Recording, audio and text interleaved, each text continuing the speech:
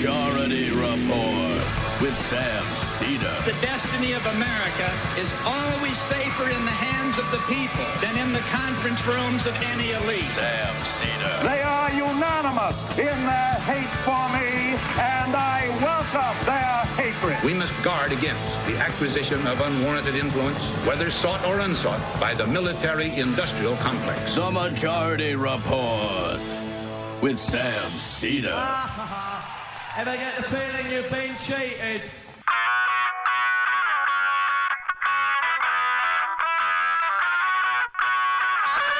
It's Tuesday, October 1st. This is the 5-time award-winning Majority Report on a hybrid Michael and Sam Tuesday. We're broadcasting steps from the industrially ravaged Gowanus Canal in the heartland of America, downtown Brooklyn, USA. On today's program, an interview Sam conducted with the great Marshall Steinbaum, economic analyst, on eliminating student debt in every way, shape, and form. Bernie Sanders raises a jaw-dropping $25.3 million in the third quarter, dwarfing his rivals. The day after a new poll shows him leading in Nevada, I guess it's time to start demanding other candidates just drop out. Bill Barr personally asked foreign officials to aid in the inquiry into CIA FBI activities in 2016. In other words, he is going to be a conduit for Donald Trump's milk brain in every way, shape, and form. Might be how he was raised. I believe so. Trump pressed Australian leaders to help Barr in his investigation. House subpoenas Giuliani, Trump's country attorney, for Ukraine's records. Trump may have lied to Mueller. What? Republican Congressman Chris Collins resigned a seat in the House ahead of a guilty plea for insider trading that we literally have video of. Just kind of hilarious. UAW strike pay starts after a weekend bargaining with GM produces positive signs, according to the union. And political prisoner Lula da Silva, 2 months after the corrupt Lava Jato team tried to move him into general prison population in Brazil, they now say, as mounting embarrassments continue in Brazil, as Congress demands answers on the DOJ role, they now have said that Lula should be released for good behavior into home detention, and Lula has refused. Said he's not leaving without full exoneration from his political imprisonment. Democrats say a diverse Congress may produce irreconcilable discord. I wonder which congressman that is. TPUSA cuts ties with a brand ambassador who's photographed with white nationalists. To which I ask, why? I thought you said their role was brand ambassador. What are you doing? Chicago Public Library to eliminate late fees, erase debt, and begin automatic renewals for up to 45 weeks. Hell yeah. That's great Books, news. check them out.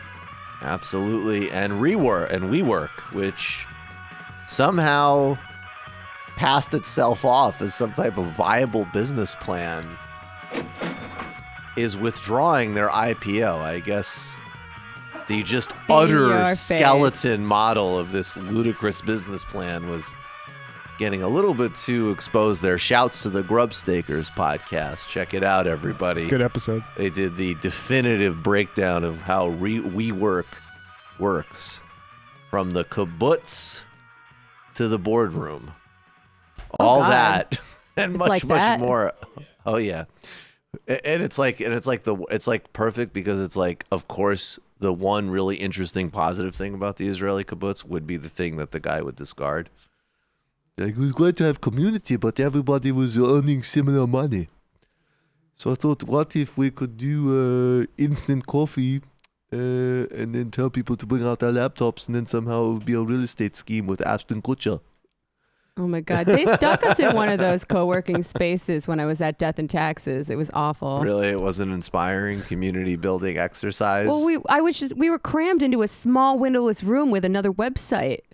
Well, yeah, I had some interviews in Good WeWorks school over the community. years, and my problem is like, a lot of the places it's all windows. There's zero privacy. You just can see into everybody else's workspace and stuff. That's like actually that. funny. I haven't spent that much time in rework, but the ones that I went into were more along those lines of like, how does anybody like?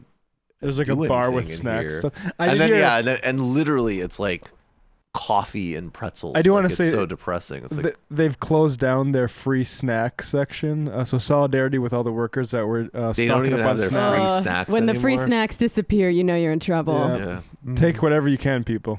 Yeah, absolutely. If you work at any sort of corporation. Yes, if you're at any sort of corporation, treat it like your man. own personal venture fund raid. The amount of fresh fruit I ate while I was at Vice and just took home in my backpack.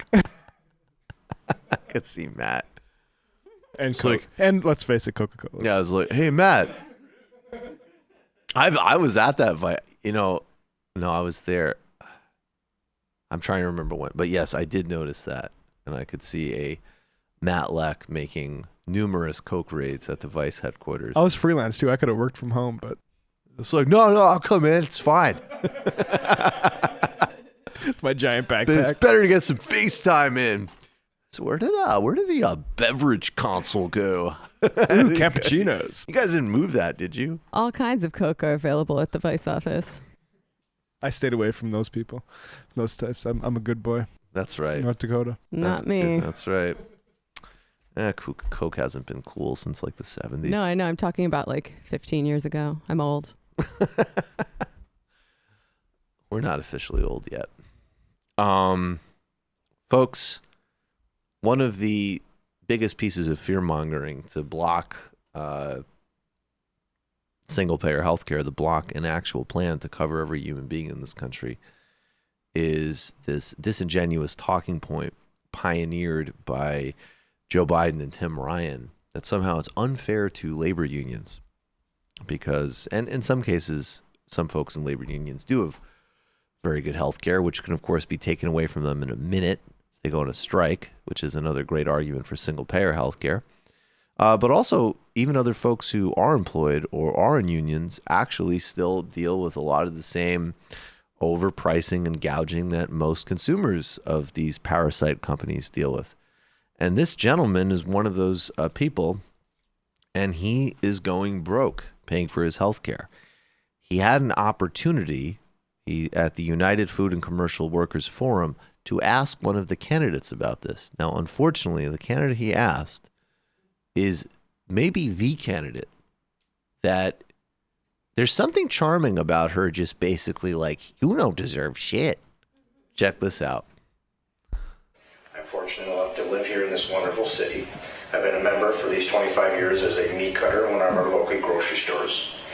I am a personal 5-year survivor of leukemia, and like many families, I am overwhelmed by the rising costs in the healthcare industry. My question to you candidates is, what is in your agenda to lower these health costs for our families and myself? All right. Well, that's a great question from Dean. So, first of all, making sure that you can organize is key to this.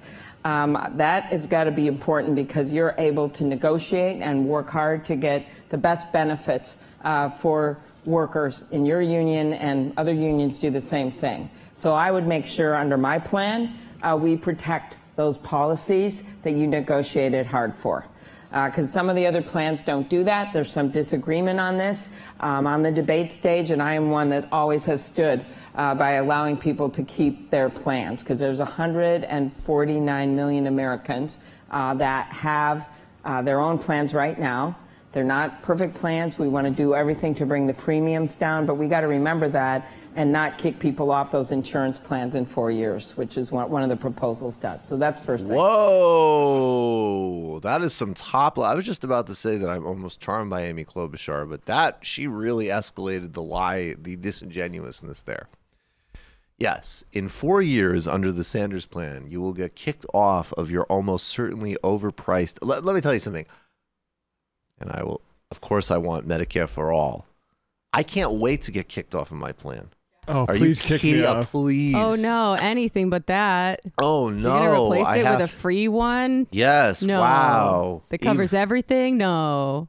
I mean, honestly, I'm looking at bills and I don't, luckily enough, knock on wood, like I'm in good health. I don't use my insurance barely ever, right? It's an overpriced, defective product that is there in case you get hit by a bus. And my God, the way these people have been with even some of the most basic stuff imaginable, I'm doubly petrified of getting hit by a bus because, I mean, that's exactly when they can mess with you most. You know, when you don't have the energy to argue on the phone with them. So even if you are one of a minuscule amount of Americans that has really good health insurance, it will be better when you are covered under a government plan. So this language is just, it's so toxically misleading and dishonest, and of course jeopardizes tens of millions of people's lives. So I was going to say there's something that I find, I don't know what the right word is, but my annoyance level with Amy Klobuchar is actually low relative to other candidates. It's not like when I look at Pete Buttigieg, it's like, oh my God, please, Jesus Christ, just get this guy off the TV. With Amy Klobuchar, I'm just like, yeah, sure, go for it. She's the daughter of an alcoholic trying to be a perfectionist out there in the world. I get it. Yeah, I didn't even know that. But like, what, I don't like her by any, I mean, she's awful, but I don't have like a visceral reaction to being annoyed by her. But that is just such a toxic talking point. Well, speaking of talking points from nominally progressive candidates here, Tulsi Gabbard recently said that she's on the if you like your plan, you can keep it. I'm not into... I look at it as a soldier. And here's the thing about that little talking point. Anytime someone says, I'm not, if you like one more than the other, look, if the public option was being sold as you're definitely going to like the public option better because it's going to be so much cheaper compared to whatever. But they always say like it might not be better. They give the option that it might not be better because they're not going to give you one that's going to knock out private insurance. They're not, and the public option is not Medicare for all. I mean, people need to be incredibly clear about this. I understand that you can very narrowly litigate whether or not you're going to ban private insurance or not. And I said yesterday what my opinion on that is, which is like, yes, you know what? If you want to allow for private insurance to continue to exist, it needs to be either mutually owned or nonprofit, and it needs to be dwarfed by governmental health care to such a degree that it makes up a fraction of the market, and it is regulated more aggressively than a public utility. Sure, I guess. But anybody in an American, there is no candidate that is saying, I want to do it the French way. Right. They are using the language, Buttigieg specifically, Gabbard specifically, are using the language of Medicare for all. I guess maybe even Gabbard might not even be using Medicare for all anymore. Yeah, but Medicare for all who want it is fundamentally dishonest. It's not a public option. Medicare for all means you have a governmental program that covers everybody, period. And it's free at the point of purchase, and you have it. And that's it, and there's no nonsense. And Biden and Klobuchar and Ryan are open that they don't support it, and they lie about it, fearmonger about it. Buttigieg is fundamentally dishonest because he's basically talking about a public option, but calling it Medicare for all who want it. Gabbard is either being dishonest or is just fully flip-flopped. I don't know which. And Warren, there's obviously a huge amount of ambiguity in her position, and what isn't ambiguous so far is that she's not talking about a plan that would cover mental health and dental, which is also essential to an actual robust universal plan. So, these lies are only going to increase. And I would ask, people who get touchy about a primary fight, even though it's literally a primary, we all got to make sure that, particularly holding this talking point accountable. Because when an Amy Klobuchar is lying and fear-mongering about a good healthcare plan, what happens when a candidate like Sanders is the nominee? Obviously, I think it should be Sanders. I think that's a no-brainer. But even Warren, if Warren continues on the path of talking about if Warren decides she lands somewhere there, or even if she doesn't, Trump will run against her on it. We need to make sure that these lies and these disingenuous talking points don't stick. Yeah, we knew they were going to do this from the beginning because Medicare for All is an incredibly popular phrase, and we knew they were going to muddy the waters and try to piggyback off of it while actually blocking it in its tracks. It also makes me really mad when people support something that leaves out dental or vision or mental health. Like, oh, did you want to insure your legs too? Like, oh, that'll be extra. Like, no, like every part of you, that includes your teeth, it includes your brain, it includes your eyes. Like, there shouldn't be any loopholes there. They're all a part of the human. Yeah, dental should have been done in the 60s. Yeah, it's outrageous. And I mean, the only valid criticisms I've really heard of the Canadian system are that it doesn't include those things. And that's where the argument is. All right.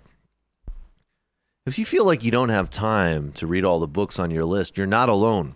Blinkist is the app that compiles the key takeaways from thousands of nonfiction books. Everything you need to know is condensed down into 5 minutes. Everything you need to know is condensed into 15 minutes that you can read or listen to with the app. Blinkist is really unique, and it works on your phone, tablet, or web browser. You'll find everything from health and self-help titles to history and business books included in Blinkist's library. You could read a book like The 4-Hour Work Week or all of the great self-help books that Sam talks about. I am banking on Sam reading The 7 Habits of Highly Effective People. When you can go through books like this that, frankly, maybe you don't need to read all of, but you need to get key takeaways to make your business or your life more effective, you, in fact, make your business and life more effective because you've saved a lot of time. With Blinkist, you get unlimited access to read or listen to a massive library of condensed nonfiction books. All the books you want for one low price. Right now, for a limited time, Blinkist is a special offer for our listeners. Go to Blinkist.com/majority to try it for free for 7 days and save 25% off your new subscription. That's Blinkist, BLIKIST.com/majority to start a free 7-day trial and save 25%. Popular titles include, as I said, The 7 Habits of Highly Effective People by Stephen Covey, How to Win Friends and Influence People by Dale Carnegie, Start With Why by Simon Sinek. That was the one that Sam was like, it's just Why by Simon Sinek. Hey, folks. Emotional Intelligence by Daniel Goleman. That's a classic in the literature. Fire and Fury, Inside Account of the Trump White House. That's a really good one to just... It's hilarious. It's absolutely hilarious, and there's a bunch of takeaways you want from that. And a whole bunch more, including also Getting Things Done by David Allen, which I am actually going to listen to on Blinkist. Check it out, folks. It will help you get the material you want in an efficient way. The problem that keeps so many businesses from knowing their numbers is their hodgepodge of business systems. They have one system for accounting, another for sales, another for inventory, and so on. It's just too big an inefficient mess that takes up too much time and too many resources, and that hurts the bottom line. Introducing NetSuite by Oracle, the business management software that handles every aspect of your business in an easy-to-use cloud platform that gives you the visibility and control you need to grow. With NetSuite, you save time, money, and unneeded headaches by managing sales, finance, and accounting, orders, and HR instantly, right from your desktop or phone. That's why NetSuite is the world's #1 cloud business system. And right now, NetSuite is offering valuable insights with the free guide, 7 key strategies to grow your profits. I was just talking about this with Jamie. netsuite.com/majority. That's netsuite.com/majority to download your free guide, 7 key strategies to grow your profits. netsuite.com/majority. And finally, it's one of my great regrets in life that I only know one language. I didn't retain any Turkish from the time I was there. And frankly, a lot of language pedagogy ain't great. And I just never took to it. Which is why I'm about to download the Babbel app Babbel is the language learning app that will get you speaking a new language quickly and with confidence. Choose from 14 languages, including Spanish, French, Italian, German, and speak with confidence. Babbel's teaching method and speech recognition technology has proven to be effective across multiple studies. It's designed to get you speaking your new language within weeks. Babbel's lessons are lovingly created by over 100 language experts, aka real people, not by a translation machine. That is a huge difference right there. I do not buy all of these. You can do it without actual humans myths. Lessons are engaging and convenient. They last only 10 to 15 minutes. Learn through interactive dialogue so you can perfect your pronunciation and accent. That actually sounds kind of fun. Just think of it as one giant impression off. Babbel is available as an app or online, and your progress will be synced across all devices. Be bold and learn a new language with Babbel. As I've said, I really want to learn Portuguese. If I was being super ambitious, I'm not going to learn all of these languages, but I would say Spanish, obviously. Arabic could be quite useful. Mandarin, definitely, though very hard. And I personally would very much like to speak Portuguese because of all the work I do around Brazil. Here are the easy steps to speaking a new language with confidence. Go to Babbel.com or download the app. Select the language of your choice and try it for free. That's Babbel. Babbel.com. Babbel. Speak a new language with confidence. We're going to take a brief break. We'll be right back with Sam's interview with Marshall Steinbaum. We are back. Sam Seder on the Majority Report on the phone. It's a pleasure to welcome back to the program Marshall Steinbaum. He is an assistant professor at the University of Utah and a senior fellow at the Jane Family Institute. And Marshall, welcome to the program. Thanks. It's great to be back.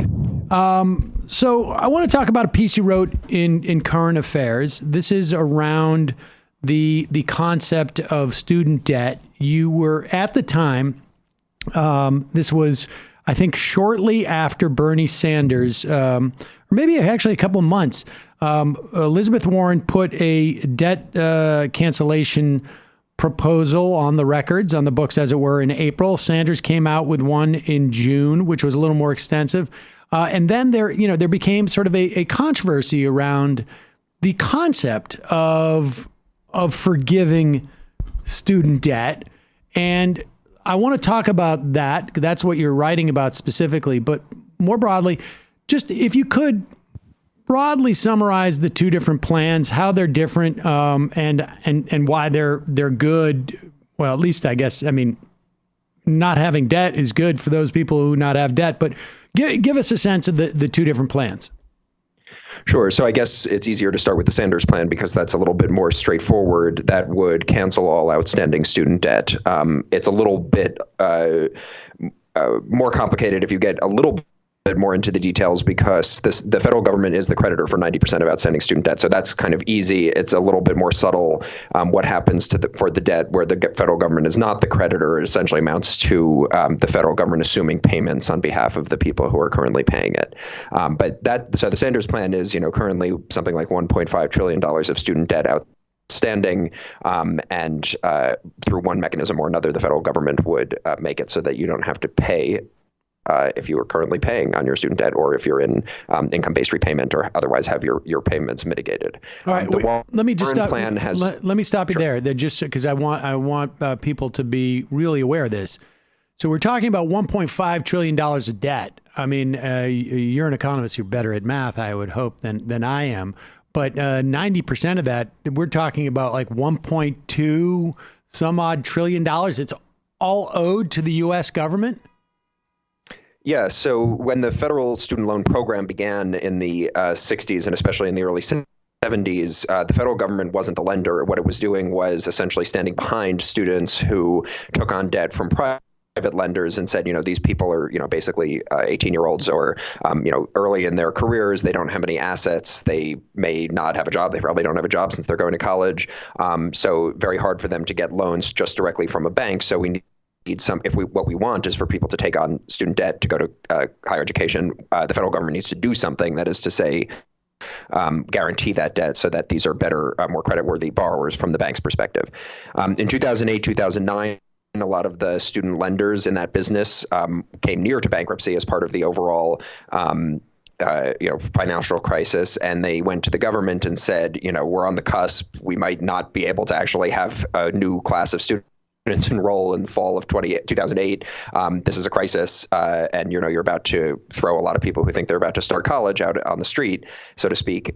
So you need to give us something. And essentially from there, over the course of the next 2 years, there was, I think, 2 pieces of legislation. I wasn't directly working on this issue at the time, so I could be wrong on the details here, but essentially 2 pieces of legislation such that by 2010, the federal government was the direct lender to all new originations of student loans. And for that reason, this federal government now is the lender for a huge majority of outstanding student debt.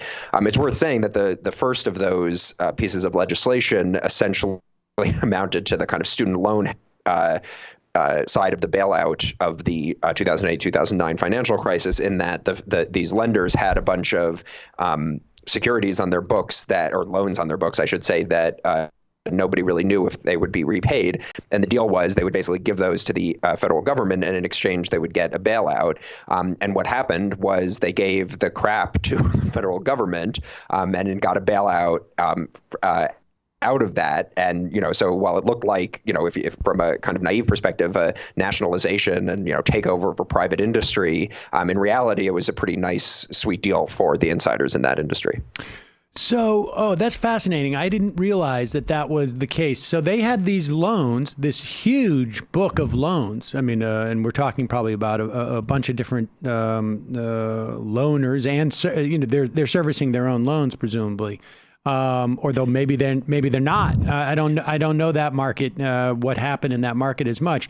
But the U.S. government bought these loans essentially from these private enterprises. Do you know how much they paid? Like, did they pay dollar for dollar on these? Yeah, that's a good question, and I'm not exactly the man to answer that question. My former colleague Julie Margetta Morgan wrote a paper about exactly that in 2018. So I would look at that and see exactly what the terms of that kind of swap were. And just to kind of go back to what you're saying about them servicing their own loans, those are who the servicers are now. So there's not, what was the private student loan, finance business where you, you're a bank, you borrow short term to lend long term. That's basically what the business is. But the point is, you have a stake in the spread of interest rates. That's how you make your money. They went from that to a commission business, basically, which is the current servicers. So they weren't totally cut out. In fact, part of the sweet deal that the federal takeover brought about was that these companies now are the ones who are in the business of collecting people's money. Right. They're getting fees at this point. Yes, exactly. Okay. And then this makes sense to me, because at one point I do remember there being, and I don't know if it was Warren or Bernie at this point, frankly, who had this proposal several years ago about cutting down on the interest rate, because we're still charging the students who have this debt an interest rate that was established, I mean, correct me if I'm wrong, by private industry. There's no reason for the U.S. government at this point to even be charging any interest on this stuff. Yeah, I mean, there's a huge debate within the higher education policy world about the status of student loans as a financing mechanism, but more specifically, the interest that should be paid on them. The government has it in its power to reduce the interest rate. Of course, it's the lender. And so the question is, how nice do we want to be to outstanding student debtors versus how grasping is the federal government as a creditor. And I would say there's an interesting kind of left-right divide. I mean, there's a left-right divide as in anything, but the right-wing position, you might say, is that currently students with outstanding current debt should be paying through the nose as much as possible. The federal government should be subsisting as far as possible on the interest repayments of outstanding student debtors. And so I would say, kind of before we got into the cancellation debate that's going on now, the kind of key ideological clash was on this matter of refinancing of student loans, because my understanding is, the market interest rates, specifically the interest rates that the federal government has to pay on its own debt, have declined, and so the spread between what students have to pay and what to the government and what the government has to pay to its own lenders, that is, who's ever buying treasury bonds, right. That's wide, and so the federal government is making a huge profit. So that dynamic creates kind of its own set of stakeholders, which is to say the federal government as someone who wants to be paid as a creditor. Right. I mean, I can afford more tax cuts if I was concerned about affording them on the backs of students who are paying off their debt, because that's basically subsidizing. I think that's an important dynamic for people to understand, particularly in the context of what you've written about, that as it stands now, our student debt is basically financing tax cuts. Right. I mean, that's basically what it's coming down to, that this profit is being redistributed up to wealthy folks who are getting government services at a discount now because they're getting these tax cuts that have recently passed. There's a whole set of other ancillary issues around this, which I imagine, these loan services. Servicers, I imagine we could dig through that and find, some problems there. And we also know that loans that were made in for-profit universities, which were fraudulent, the Trump administration has now basically rolled back some protections for those people who've been defrauded in terms of the loans that they've taken out. But I think it's important for people to understand that this is all taxpayer money. And even without getting into the question as to whether or not the federal government can simply look on its books and just say, poof, you don't owe us anything. Let's get to these two proposals. You mentioned Bernie's wipes out the debt completely. How does he, and Warren has another plan that's a little more complicated. We can get into that. But how does Bernie, pay for his plan would be the question that I would ask if I was moderating a debate on a national broadcast channel. So I believe the answer to that question that the Sanders campaign would give is that they plan to levy a financial transactions tax. Okay, so there it is. So that then, but there's also a very strong argument that we could just say, yeah, don't worry about it, right? I mean, I would say it's a little more complicated than that. So I wrote a paper I think it came out in 2018 with the Levy Institute that was kind of going through the mechanics of exactly sort of who's paying, if not current student debtors. So I would refer to the paper for the nuts and bolts of that. But I would say the upshot is, it would in some ways blow a hole in the federal budget going forward to not have students repaying all those loans for all that time. But, we've been blowing holes in the federal budget left and right with TCJA and all sorts of other, programs and tax cuts that are just designed to shift the burden of paying for the government from the backs of profitable corporations and the people who own them to everyone else, including student debtors. So Elizabeth Warren's plan is not quite as ambitious as Sanders, but significant. Tell us about that. Yeah, I would say, so there are two big differences between the Sanders plan and the Warren plan. And I wouldn't necessarily say that, the Sanders plan is, I guess you could say, more ambitious because it cancels more debt. But I think it's important to kind of keep in mind what the kind of two different distinctions are, because that tends to have an enormous effect on kind of what we can say the impact of the two plans would be. So for one thing, in contrast with the Sanders plan, the Warren plan would cancel $50,000 of outstanding student debt at max.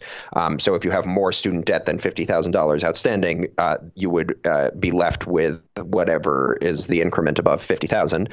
And secondly, it has a phase out for individuals with incomes above $100,000 a year. So for every dollar that you make above that $100,000, the amount of cancellation that you would get would decline by a third. So basically, you have a kind of phase out that goes from an income of $100,000 to an income of $250,000, wherein you lose a dollar of cancellation for every $3 of income.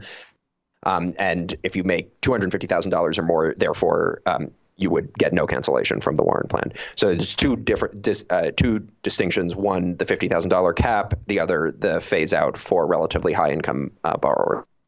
So to some extent, it's I guess you would say Warren's is means tested and capped. Yes. Okay. And what is the estimates? I mean, obviously for Sanders' plan, the estimate for getting rid of all of the government debt is the net amount of government debt. I should say debt, student debt. And so it's 1.5 trillion. What does Warren's plan project would be the amount of debt that was paid off? Yeah, so that's actually a good question to which we don't have a very clear answer. I believe that the number the Warren campaign was going with was $640 or $650 billion. And the reason why that's probably an underestimate is that there are a lot of people who have student debt that are not counted in the federal survey that that number is based off of. I know that that's true about that federal survey. I think that that's where that calculation comes from, is counting up the total amount of cancellation of debt canceled as represented by that survey. And the problem is that survey, the survey of consumer finances, undercounts the total amount of student debt outstanding. We know that for a fact. And in particular, what we also know is that the undercount is coming from relatively low income, younger individuals.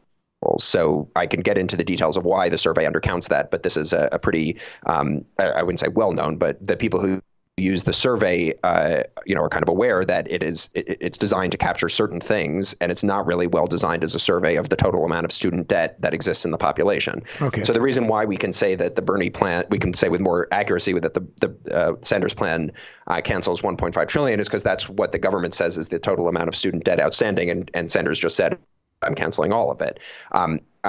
Warren's plan is I'm going to cancel some of it. I'm restricting what I'm canceling in these particular ways, that is to say the cap and the phase out. And the problem is we don't know exactly how much debt is sitting in the households that are within the restrictions of the cap and the phase out. Okay, so fair enough. So we're looking at anywhere from it sounds like Warren's plan is a minimum of half of the student debt in the country, and could then be closer to, somewhere between half and 3/4. I mean, these are, broad strokes, but that's what it sounds like. Yeah, I agree with that. And in fact, I think in some ways, because of this deficiency, some of the attacks on the Warren plan from both the left and the right have been disingenuous. I mean, I don't mean to, well, I guess disingenuous means that they've been dishonest. I don't mean to say that it's based on malice or something like that, but I think the Warren plan is closer to the Sanders plan than a lot of people have said it is, and that sort of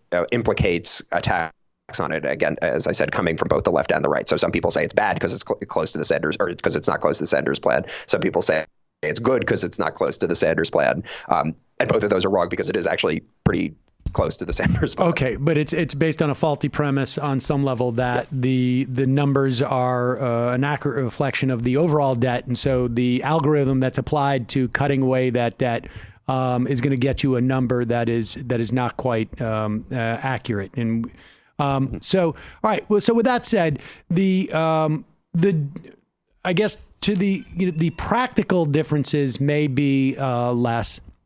There may be more of like an ideological difference in terms of, the concept of universality versus means testing, and may have some political implications, not necessarily dollar for dollar implications. So the material implications may be less than the political, I guess, or ideological. But nevertheless, one of the critiques of both the plans that you write about in this piece in Current Affairs is the notion, and in some ways this reflects, this came up during the Clinton Sanders debate over free college, the idea that you don't want wealthy people, you don't want Donald Trump's kids going to a free public college, which I think is a little bit short-sighted. That would be a great thing to actually have had happen. I think the country would be much better off, frankly. But with that said, the idea is that people are saying this is regressive by cutting the student debt for college goers, because I think the criticism goes like, hey, you're forcing people who don't go to college, and maybe I went to vocational school, and I'm a plumber. I served as an apprentice for a couple of years, and now I'm a full plumber. And why should I have to pay my tax dollars, if that's the way we're going to finance this, to relieving student debt for college students? That seems to be the criticism, correct? What are the premises that are embedded in that criticism? In other words, the assumptions about who's who in all this. Yeah, I think that's exactly that gets to the heart exactly of the politics of this, and I guess the ideology of this.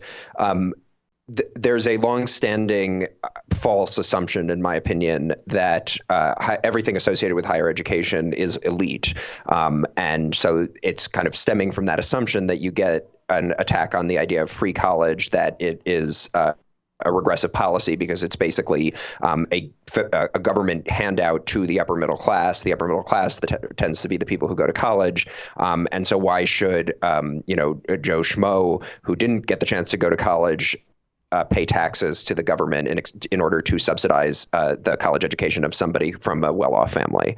And then, so that's kind of one genre of argument. And then the flip side of that, when you get to student debt, is, what about the people who don't have student debt or who paid off their student debt?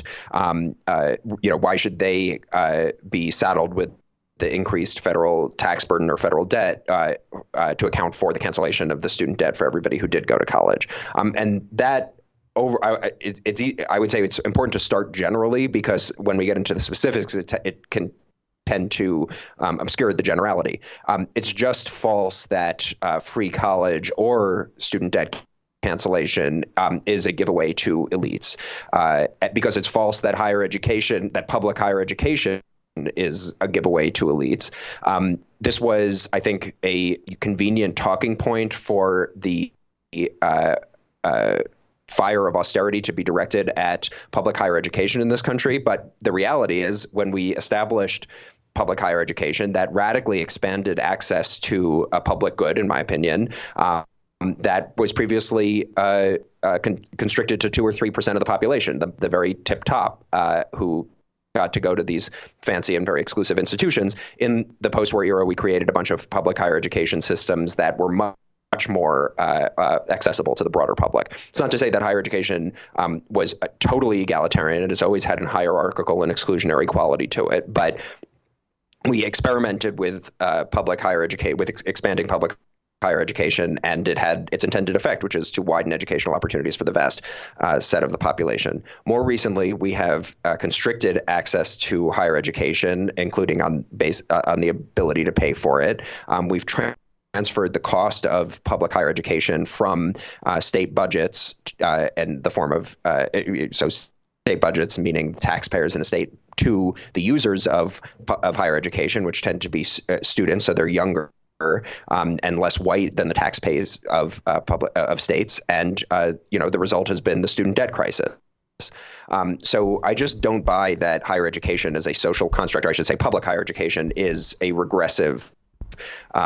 It's regressive because it pays for people who are well off at the expense of people who are not. I thought that this is a talking point that most recently the Buttigieg campaign has been bandying about, and it's not just false, but risible and offensive, in my opinion. And I should say I'm especially worked up about this because I myself used to believe that, and so I have this sort of zeal of the converted as to the view of higher education as being an elite project, or public higher education as being an elite project.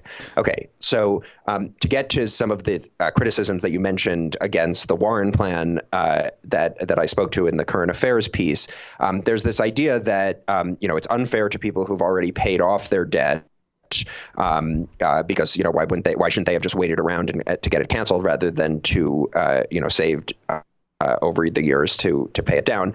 And it's also unfair to the people who never went to college or never took on student debt. And my view is that overall critique is internally incoherent. The people who have paid off their student debt, and especially the people who never took on student debt for their higher educations to begin with, that those tend to be well off relative to the people who currently have student debt outstanding.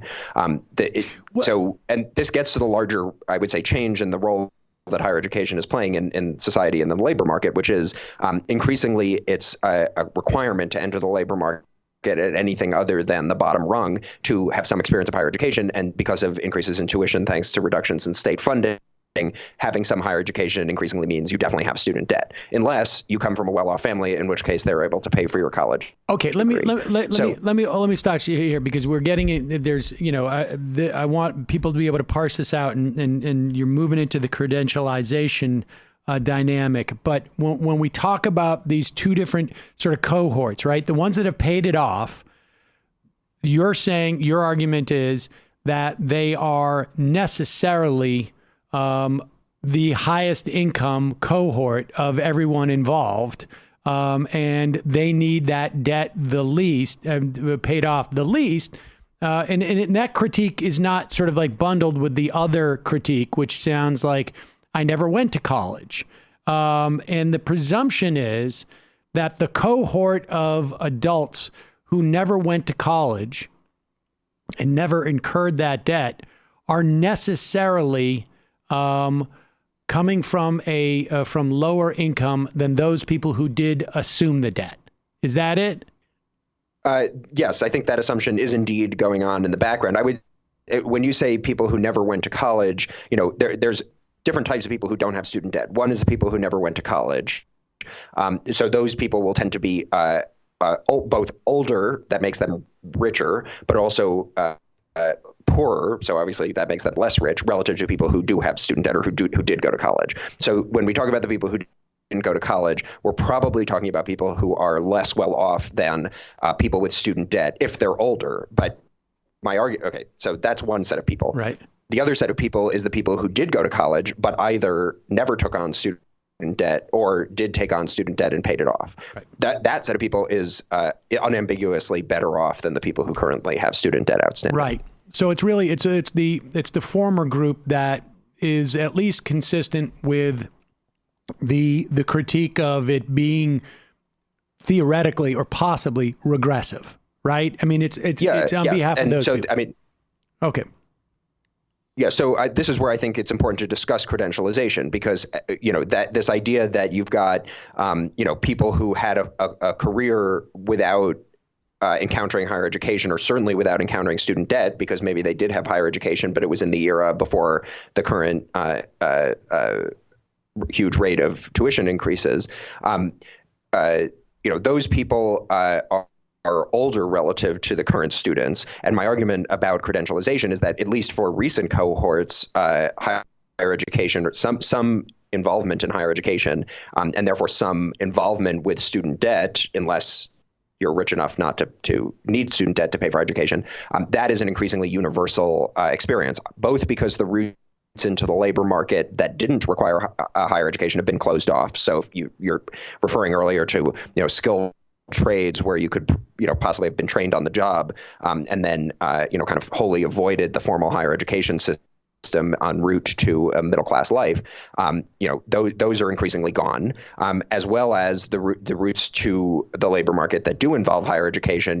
It's increasingly unavoidable that they also involve student debt, given the huge increases in tuition that have occurred in recent decades. So to sort of tie that knot, or so to speak, so we're talking about the people who don't have college education relative to the people who currently have student debt and may or may not have completed some amount of higher education. I think that's where the ambiguity of economic status really comes into play. And while it is, as I'm saying, ambiguous, it's definitely over facile to say, oh, this is poor people paying for the education of rich people. Right. And certainly in the context of, let's say, Sanders, when he was talking about a financial tax, financial trading tax to pay for this, I mean, we know that stocks are held by a very limited percentage of people in this country, right? Like, 25, 30% maybe. And the idea of the tax, that tax burdening people who own, let's say, pension funds, which are not heavily traded, theoretically, it's pretty small, right? I mean, this is just sort of like, I guess the argument is like, well, we could impose that financial transaction tax and it could go towards other things. Yeah, I mean, I'm not really in a position to comment that much on the tax side, but I will say, the financial transaction tax proposals that I'm aware of, it's not even just on people who own stock, like, who might have a pension, for example, or an 401k. It's really specifically about the people who trade stock at a very high frequency. Right. And that's a tiny subset of even the financial sector, let alone the public. So, I mean, as transaction taxes go, a financial one is a pretty progressive one. I believe the Warren campaign would tell you that their student debt cancellation proposal is financed out of their wealth tax, and there's no doubt that a wealth tax is progressive, given that's kind of in the name of it. If you have wealth, you pay the tax, and theirs is progressive even beyond that. I think they have a higher rate on people with a larger amount of wealth. Just talk. I mean, so so basically, your piece in one part talks about the sort of the. It debunks this argument just from I guess maybe not necessarily from a data set, but from a reasoning perspective, and that this is not regressive. Are there data sets? I mean, is there a way to really sort of assess this before going in, or is it is there just is it all you can do is model it and wait and see? I mean, I would say, well, we don't.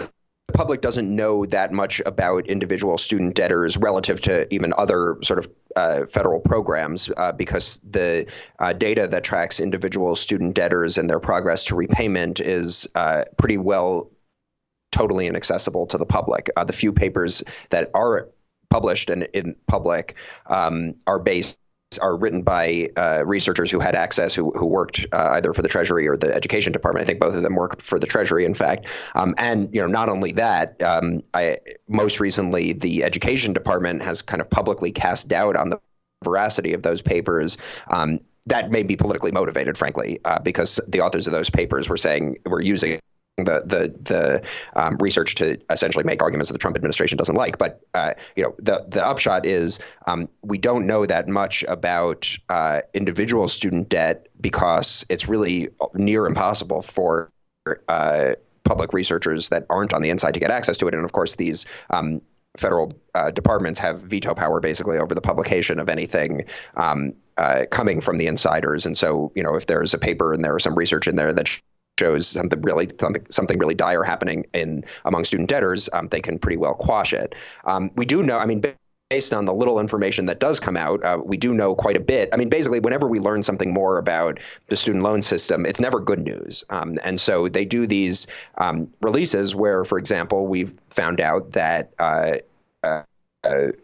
delinquency rates among Black borrowers are way higher than had previously been known. And there had been this thought that, delinquency is kind of caused by people not completing their college degrees. If only people could complete their degrees, then they would realize the earnings increase that you get from a college education. And because they have that earnings increase, they'd be able to repay more easily. Well, we have data that shows that's just not true. I mean, delinquency is indeed higher among people who don't complete, but it's still very high, especially among Black borrowers, among people who do complete their undergraduate education. And, it's just flatly on its face inconsistent with the whole argument for the expansion of the federal student loan program in the first place, which is that this is actually a labor market policy because everyone taking on student debt to pay for more higher education credentials will cause them to earn more in the labor market. Right. That's one of the big fallacies that we've developed, and that's where you get into that credentialization, that the basically what happened is the more people got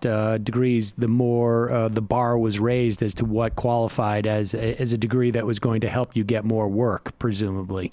To what extent Do we know, like, when we talk about these different sort of examples of debt, African Americans within the, in terms of the student debt, more likely to have student debt even after having completed these colleges? Do we know the breakdown of for-profit colleges in this? How big of a piece of it, of this question of the debt, is a function of the for-profit college system?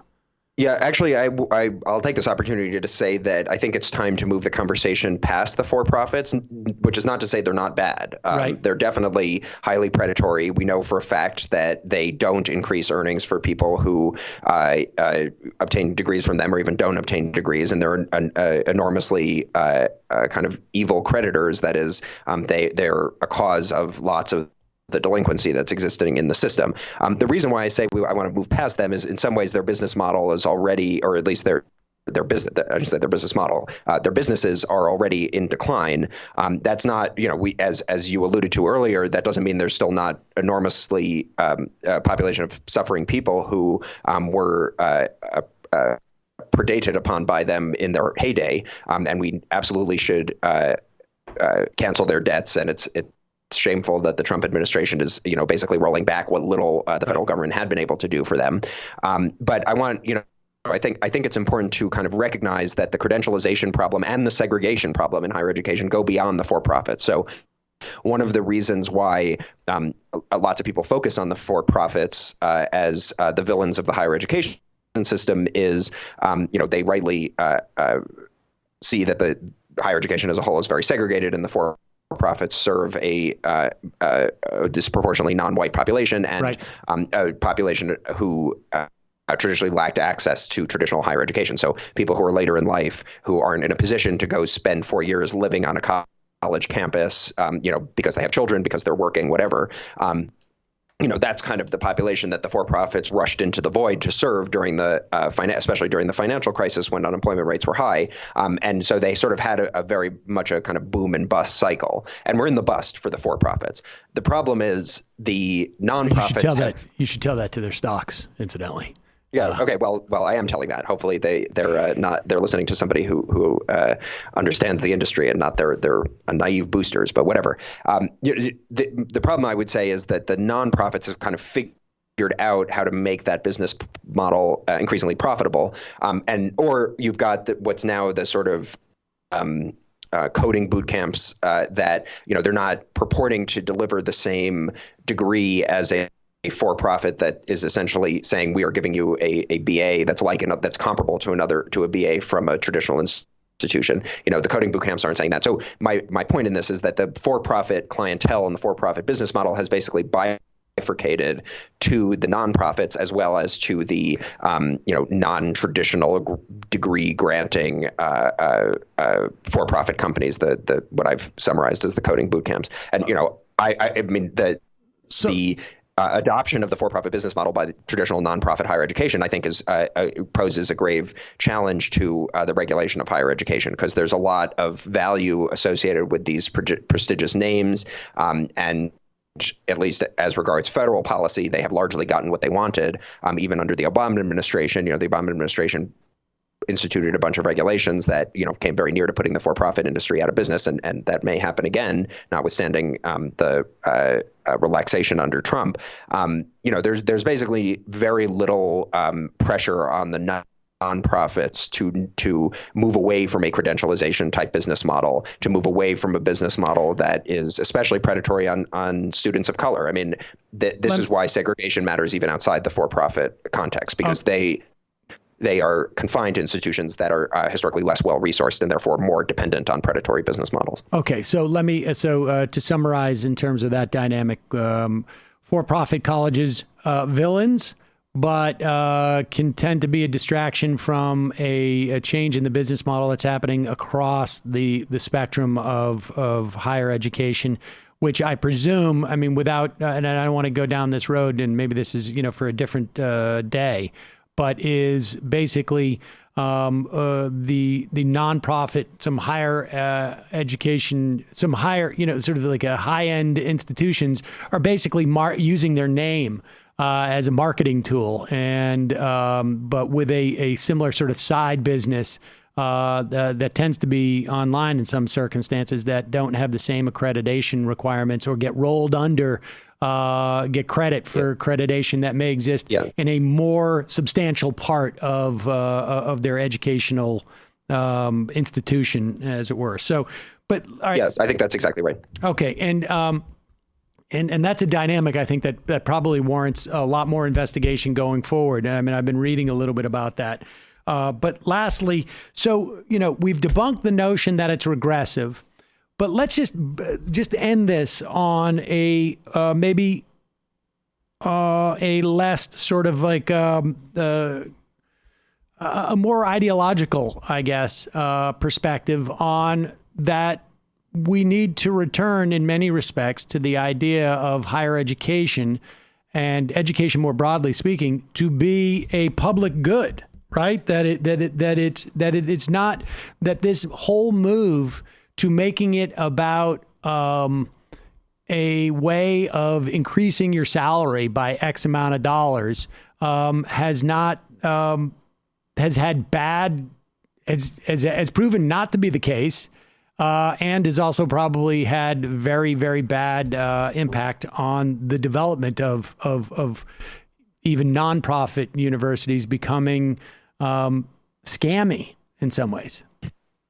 Yeah, I think that's exactly right. And, this is kind of one of the areas where I have to lay at least some of the blame on my fellow economists, because I think it's really out of that milieu that the idea of education is something that you as a student invest in order to realize future returns in the form of higher earnings in the labor market. That whole construct kind of comes out of economic scholarship, and I think was really weaponized into policy in the late 60s and 70s, and as well as recently. So kind of continuously up through the more recent era as a means of undermining state support for higher education. And the idea was, well, we can afford to transfer the cost of this to individuals and students because they're deriving the benefit from it, which is to say higher earnings. That turned out to be a bad theory of the labor market. We now know that. I'm a labor economist. This is basically what my primary research is about. And I think the implications of that are pretty profound for the higher education and more broadly the education policy side of that coin.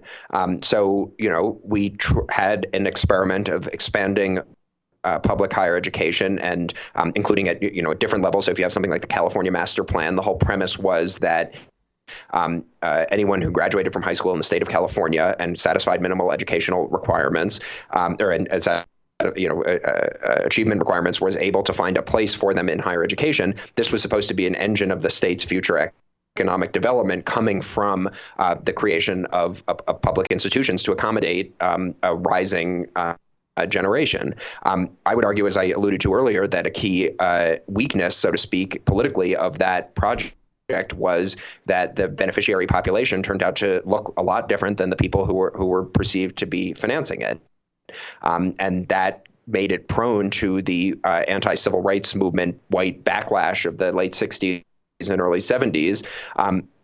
That was crucial in undermining support both at the state level in many different states, as well as in the federal government, for whole higher education or public higher education systems that would be relatively accessible to a broad spectrum of the population. And I read literature coming from very, very right-wing economists of the 1960s, basically saying this is a social disaster. We're just letting anybody through the doors. What happened to standards? Let's use student debt in order to discipline the students so they don't feel like they have the run of the place, basically. And, that's what we did. Like, we basically, the federal government implemented the policy recommendations of, the right-wing crank economists of the 1960s in the backlash to the civil rights movement. So, yeah, I mean, if we're going forward from here, I think, first of all, we need to divorce higher education policy from this idea that the point of it is to improve outcomes in the labor market, because, we tried that and it didn't work. But that doesn't mean that higher education policy has no point. On the contrary, I think it was a great achievement of civilization, if you want to put it in grandiose words, that we created institutions that had more in the way of universal access, that were designed to take this very nice thing that previously only the elite had access to and make it more broadly accessible. And I think that's an inspiring ideology to kind of return to, rather than this economistic idea of investing in your future earnings, especially if it's false. All right, and I agree, and I think it's we should have the argument is the same reason why you would educate someone up to high school. I mean, they make for better citizens at the end of the day. Yeah. I mean, I would just add one more thing to that. You see here coming from some elites in Congress, for example, that free college is like a racist policy, for example, and that is just ridiculous. It's not a racist policy for the same reason that Brown v. Board of Education is the opposite of a racist policy. It is making a public good broadly available, regardless of race. Right. It's very important to take into account race when we design a free college policy, because we don't want to just have a segregated higher education system. But the idea that it's bad because it undermines an existing segregated system is ridiculous. Okay. Lastly, let me just ask you this: the cost of education. The story that I've heard two stories, and maybe they're not mutually exclusive. But one story is that the increase in availability for funds, fueled the rise in the availability of funds in the context of specifically in the nature of loans, fueled the rise in the increase in tuition. The other is that because states cut back on their support of the lowest cost option of college in any given state, that it created upward pressure on tuitions. Is either one of those stories inaccurate? What's the balance if it's both those things? Yeah, I mean, I think they're both accurate, and I think that the overall narrative of credentialization of the labor market is what can reconcile those stories. And also, I mean, there may be other stories about the rise in costs of education. I think basically the motivating factors are two. One is increased demand for higher education, because in a weak labor market, people perceived higher education as the route to advancement when they did not realize the earnings that they thought they would get based on whatever education they previously would have had. So you have people who previously would have just had a high school degree, not able to attain the middle class jobs that would have gone along with that educational attainment in prior decades, going to college. People who just have a 4-year degree or a 2-year degree getting more higher education than they would have. So there you have, what I've termed a rat race in other writings, where essentially the overall economic story is an increase in demand for higher education credentials. On the flip side, you have a decline in state support for public higher education institutions, such that you put institutions in the position of needing to find other ways to monetize their business, and credentialization is one of the key ways that they can. So, they want you to go take on as much higher education as they can get you to, basically, and the federal government is there as the backstop, at least on the front end, issuing loans to more or less whoever wants them, whoever gets admitted. So the institutions are saying, okay, well, we've got, we're admitting larger class sizes, perhaps. We're, increasing the classes, taught by any one professor. I mean, class sizes in higher ed, especially in community colleges, have increased, and the course offerings have decreased. So we're essentially, making this a less labor-intensive type of business, while cramming as many more students through the door as possible in order to get them to pay as much tuition as possible. And that tuition will be financed by student debt, because we have to, given that the state is no longer the main pillar underlying our budget, it's got to be the students, basically. Right. So I think that dynamic, the increased demand and the reduced state funding, are together what give you the student debt crisis. There's pretty good research that shows, in some ways, that it's the causality goes from the availability of federal student loans to higher tuition. So this is interesting, because it's there's this thing called the Bennett hypothesis, which is basically that the more state support, the more student loan funding is available, the higher will tuition go, because the institutions will realize that people have more ability to pay, at least on the front end, because they can basically finance everything with student debt. And the federal government's philosophy has been, we want more people to have more higher education. And the way to do that is to expand or to increase loan limits available under the federal student loan program. The Bennett hypothesis, as the name of it suggests, used to have a sort of right-wing flavor to it. It's named after the Secretary of Education under the George H.W. Bush administration. And that was kind of conceptualized as a anti-higher ed type of argument. And therefore, the left, if the left is in favor of higher, I should say, the democratic establishment, if you want to call it that, is in favor of higher education institutions, this was considered an anti-higher education type of a message. I would say that is changing now, or at least I predict it will change in the future. That is to say, as student debtors and recent graduates are much less enamored of their own alma maters, so to speak, as than previous graduates would have been, because they feel like, when I went through this, the business model was make me pay as much as possible, take on as much debt as possible, and I didn't get the earnings increase that I thought I was going to. As the public, especially student debtors, kind of shifts against no longer seeing higher education as like the defining moment of their lives and identifying enormously with the brand of the institution that they went to, that will change the ideological valence of the Bennett hypothesis such that it becomes more of a lefty type idea.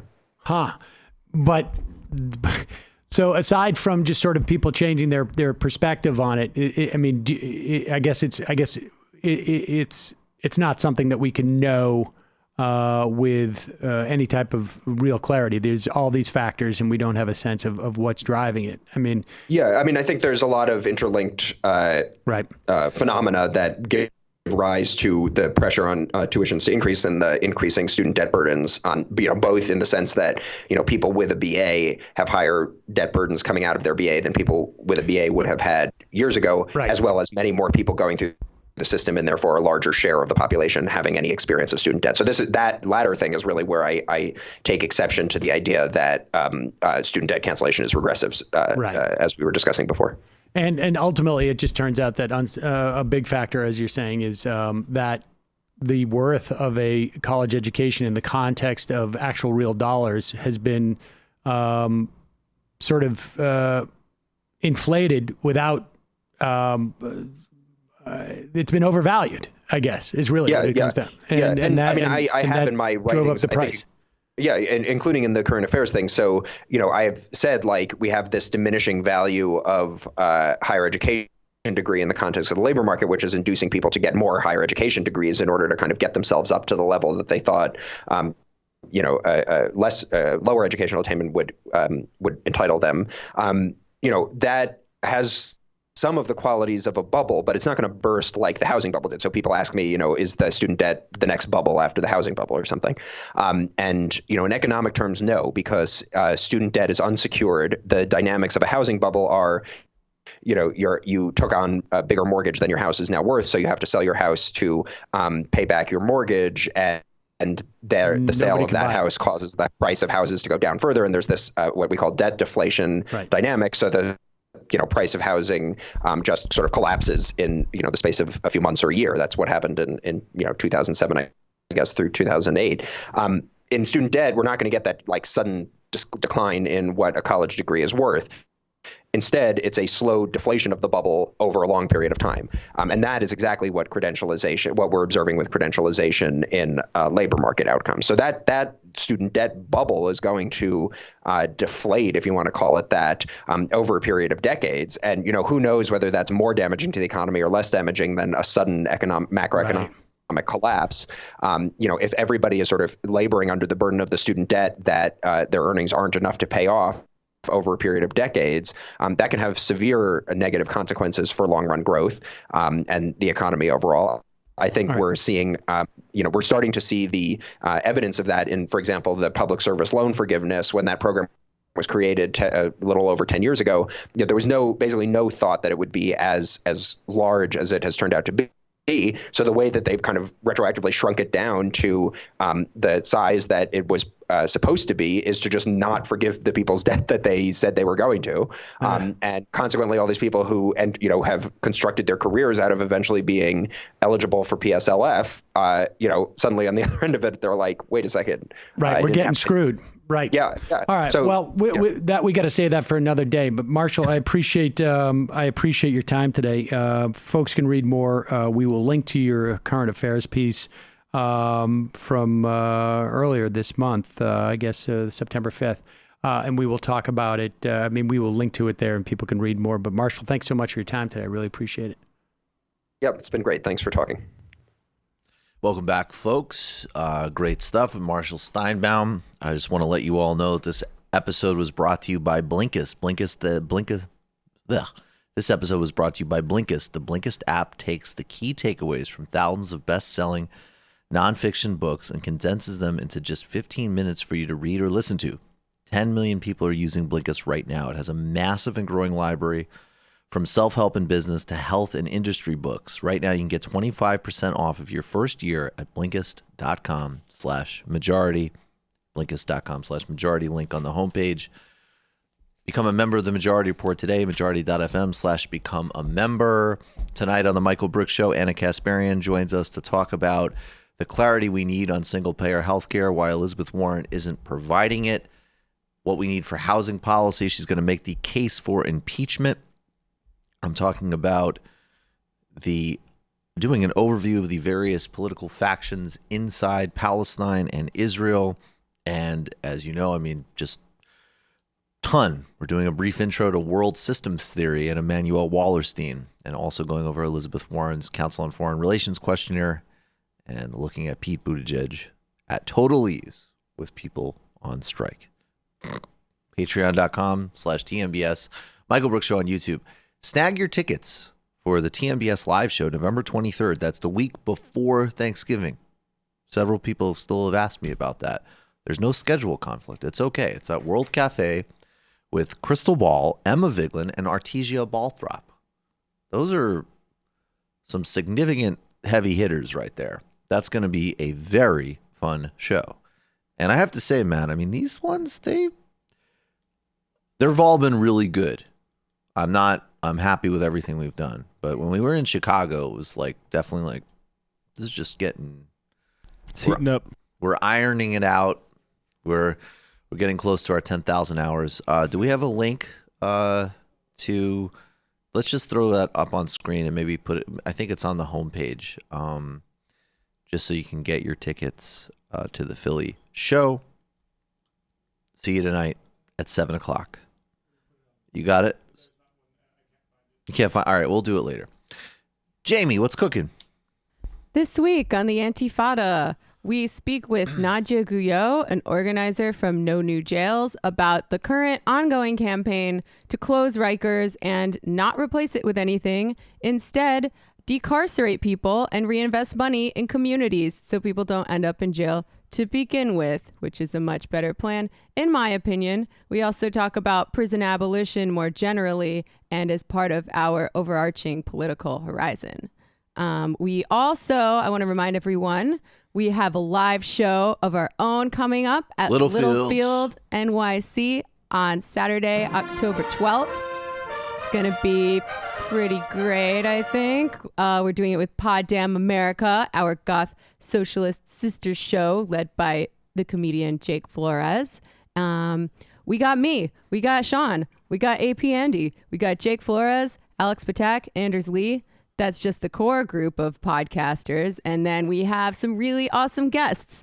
They are Leslie Lee III from Struggle Session, King, Matt Chrisman and Virgil Texas from Chapo Trap House. Heavy hitters. Need no introduction. Simone Norman, very funny comedian, and a live drag performance from Comrade Barbie. I don't know the last two people, but I totally trust you.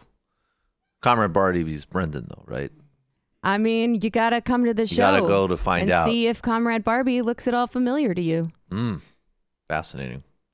Get your tickets. I put a link there. Oh, yep.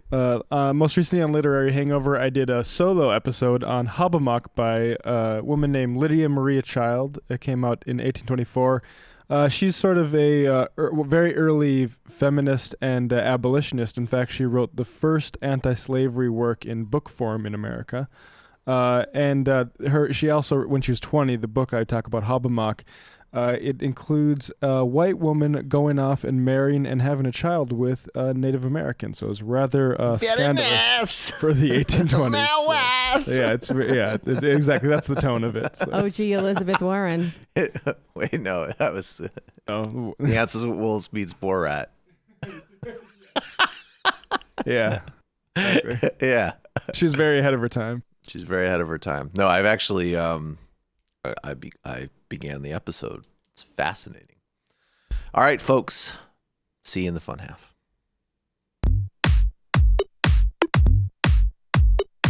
Left is best. Jamie and I may have a disagreement. Yeah, you can't just say whatever you want about people just because you're rich. I have an absolute right to mock them on YouTube. He's up there buggy whipping like he's the boss. I am not your employer. You know, I'm tired of the negativity. I'm sorry, I didn't mean to upset you. You're nervous, you're a little bit upset, you're riled up. Yeah, maybe you should rethink your defense of that, you fucking idiots. We're just going to get rid of you. All right. But dude, you want to smoke this joint? Yes. Do you feel like you are a dinosaur?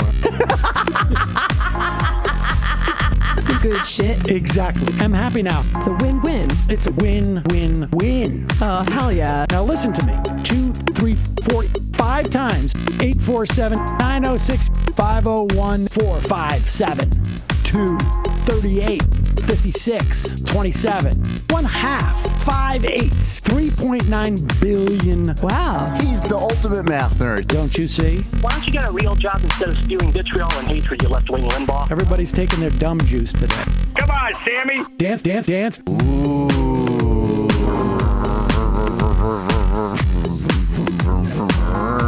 Rand Paul. I had my first post-coital scene with a woman. I'm hoping to add more moves to my repertoire. All I have is the dip and the swirl. Fine, we can double dip. Yes, this is a perfect moment. No. Wait, what? You make under $1 million a year. You're scum. You're nothing. Excuse me? Fuck you, you fucking liberal elite. I think you belong in jail. Thank you for saying that, Sam. You're a horrible, despicable person. All right, gonna take a quick break. I want to take a moment to talk to some of the libertarians out there. Take whatever vehicle you want to drive to the library. What you're talking about is jibber jabber. Classic. I'm feeling more chill already. Good. Donald Trump can kiss all of our asses. Hey Sam, hey Andy, you guys ready to do some evil? Hitler was such an idiot. That guy might be a Nazi. Agreed. No. Death to America. Do. Yes. Wow. Wow, that's weird. No way! Unbelievable. This guy's got a really good hook. Throw our hands up. Ooh. Wow. But Sam, I gotta get off. No worries. Let's. I want to just flesh this out a little bit. I mean, look, it's a free speech issue. If you don't like me, Hey! Shut up! Thank you for calling into the Majority Report. Sam will be with you shortly. Welcome to the fun half, everybody. We are all here, except for Sam. Shalom, Eloheinu. Rook Hakidinoi. I'm going to learn Hebrew on one of those apps so I can do more Sam jokes. $10,000? $10,000 bet? Sorry, I just wanted to... That's Sam arguing about Social Security actuarials with somebody at the shul. That's Sam at the craps table. $10,000 bet. $10,000 bet. So stupid. So stupid. So stupid. All right. Let's sorry? No, I did not. Oh. What is this? Andrew Yang's an anti-racist, apparently. All right. Let's play this Andrew Yang. Look, if Andrew Yang... Here's the thing with Andrew Yang. In the same way that I want people to stop effing around with Warren or Gabbard, I want you to stop effing around with Andrew Yang if you claim to have a serious progressive mission and get serious about the unparalleled opportunity of a Sanders campaign. There's a lot of problems with Andrew Yang that I think we've articulated on both platforms. And there's clearly a lot of emotion and a lot of touchiness about that. But I also have no problem giving credit where credit is due. And if he is playing a constructive role with Trump voters, then that is an extremely positive thing. And I think actually, by the way, also does make a broader point that speaking to people's material needs is a good thing. And, it does not mean appeasing people's garbage. It does not mean dog whistling to them. I think Andrew Yang has in fact done some of that in the past, and I've criticized him for that. But the broader notion that you have to speak to people across the country, including in people who are, demographics that are not fashionable in the media discourse right now, about their material needs, is not only it's the right thing to do politically, it's the right thing to do historically, it's the right thing to do morally, and it also is, frankly, the only thing that we know of with any actual efficacy on the ground with exiting people from the worst and most toxic and pernicious attitudes. So to the extent Andrew Yang is doing that, and he is doing some of that, I happen to disagree with his prescriptions and frame, but he is doing some of that. Props to him. So let's check this out. Yes. Was. Now I'm a Yangocrat. But only for Andrew Yang. I'm only here on the Democratic side to vote for Andrew Yang because I would not give you 2 cents for an establishment Democrat, to be honest with you. That's just my opinion. But Andrew Yang makes so much sense. When Andrew Yang talks, you actually hear the solutions to the problems that got Donald Trump elected. We all wanted Donald Trump to go in and we all wanted him to drain the swamp. We wanted him to be that larger-than-life outsider, WWE superstar. He was on WWE at one point in time, doing little bits with Vince McMahon. We all wanted him to be that guy, the outsider. But he's actually just the insider, And the country's only gotten more and more divided. And then when you hear somebody talk like Andrew Yang and he says, you know what, guys, it's not immigration, it's automation. And you think, holy cow, you know what? At McDonald's, guess what? I don't even have to talk to anybody. They bring me my food to the table. I don't have to talk to anybody. You go into Walmart, one person is manning 20 registers because they're all self-checkout. It's automation that's taking away our jobs here in America. That's why Donald Trump won the Rust Belt. He went in like gangbusters and he was like, hey, we're gonna bring all the jobs back. Guess what, y'all? We can't bring the jobs back because the robots have taken them. There's no bringing them back. So what we gotta do is we gotta get ahead of the curve. And Andrew Yang is the only one that's talking about it. So what would it do for you? What would you do with $1,000 a month? How would it change your life? This is great. I mean, look, I would make this guy sometime correspondent on TMBS. But I just think the bottom line is that, and the only thing that needs to be taken from that conversation really is that talking about people's material needs is a really good thing. And I have some, and appealing to people outside of the traditional base of the Democratic Party. Without a doubt. But I think it's very important to disaggregate, there was one discourse that happened after 2016 that really placed an emphasis on so-called economic anxiety. And then there was this big counter reaction to talk about the racial and xenophobic motivations of the Trump base.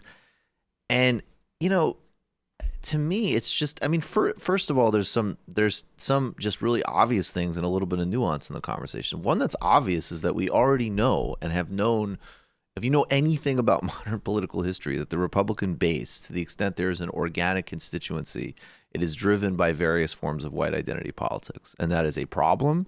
It is toxic. And it has been that way since these voting blocks left the Democratic Party because LBJ pushed through civil rights. Now, there's different variations. Nixon did it differently. Reagan did it differently. The Gingrich Republicans did it differently. But it's all the same through line. And it's all the same white ethno-state or white identity politics, right?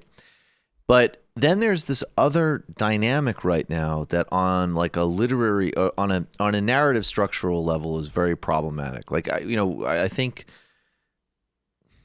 like people aren't dying of whiteness. They're dying of obesity and opioids.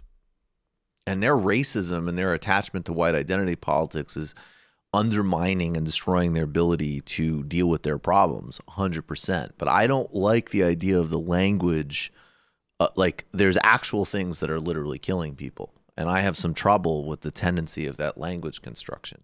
And I also can see that there is a long American history, primarily identified on the right, but actually perfected, ironically, by neoliberal Democrats like Bill Clinton, of blaming the poor discourse and blaming the working discourse. Now, we're very aware, because it's almost always deployed towards people of color, of how fundamentally racist that discourse is. But if you look at the other counter narrative or counter trend, which actually started with Charles Murray. Charles Murray wrote a book called Falling Behind, I believe it was Losing Ground. Losing Ground. And Charles Murray, of course, is the bell curve is an extraordinarily bigoted book, but the argument, the structure of the bell curve, what's really going on there is there's nothing we can do about poverty, period, because people are cognitively limited. So let's get rid of the welfare state. That's the structure of that book, and the racism and the classism falls into that, and the IQ stuff and all of that. And he wrote a book called Losing Ground, where he basically said, now because of deindustrialization and because of economic trends are generating these same problems in white ethnic communities, right? Because it never was about intelligence or culture or all of this nonsense that people lectured and sermonized the poor about and racialized. Try to do race science on poor whites too? No, he just had to flip it and make it cultural. But he did do it cultural. He did do it cultural. And that's why there's a big conservative trend now, and it's been exemplified over the last several years of, oh my God, look at these dumb poor white people, and that's actually J.D. the kind Vance. of sorry, J.D. Vance.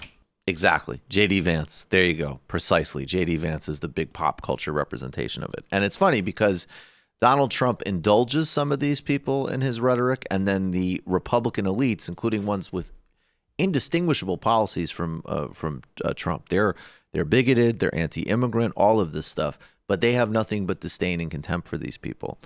And now you see liberals who want to argue against universal programs starting to replicate some of their own history stuck, things are essential, nothing changes, nothing moves, on much more deserving targets. But you should be aware that the narrative structure is the same. The narrative structure of there's a self-contained culture that isn't interacting with history or economics, and it can't shift because of people's personal pathologies. That's a problematic standpoint for any kind of politics, and it's antithetical to a materialist and justice one. And it's fascinating to me, frankly, that if Andrew Yang, and I say this again, at times he's appeased these people in ways that you can look up the videos. I've critiqued them, much to the freak out and the chagrin of his people. But more broadly than that, if you have a guy who is relentlessly talking about, the cost to people's economic lives, who is a person of color, and frankly, that's not an irrelevant thing in this context, and, who at the end of the day is offering something that really will not solve the problem. But that's getting through the people. That should really be a lesson for a lot of folks. Yeah, exactly. And that's why he's a better candidate than, say, Kamala or some of the other people in the candidate. He was beating her in California. He's beating her in California. Well, I mean, look, nobody, and I think the problem is that, this professional class coalition of the Democrats, I mean, that's what the Democratic elites bank on, right? We have the socially tolerant oligarchs, then we have professional class people that identify with the oligarchs, and then we can get a sweep of endangered communities from white supremacy and homophobia and transphobia because we're not as bad. And then that will be a 51% coalition, and then we'll limp through for another 4 years of maybe some modest social gains. And I really say maybe because I actually think like the social gains under Obama, to his credit, those are unique.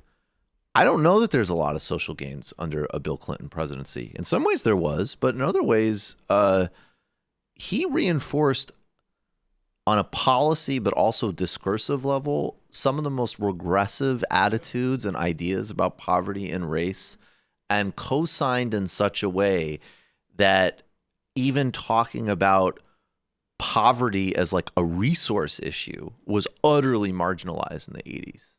Or in the 90s, excuse me. Yeah, he also did Don't Ask, Don't Tell at a time when gay rights were starting to come to the forefront of our culture and our consciousness.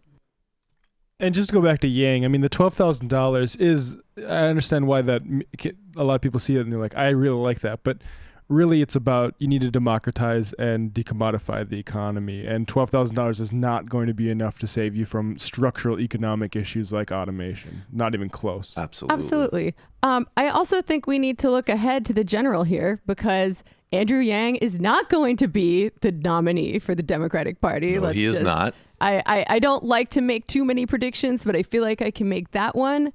And that guy that they're talking to, he specifically names the Democratic establishment as a thing he doesn't like.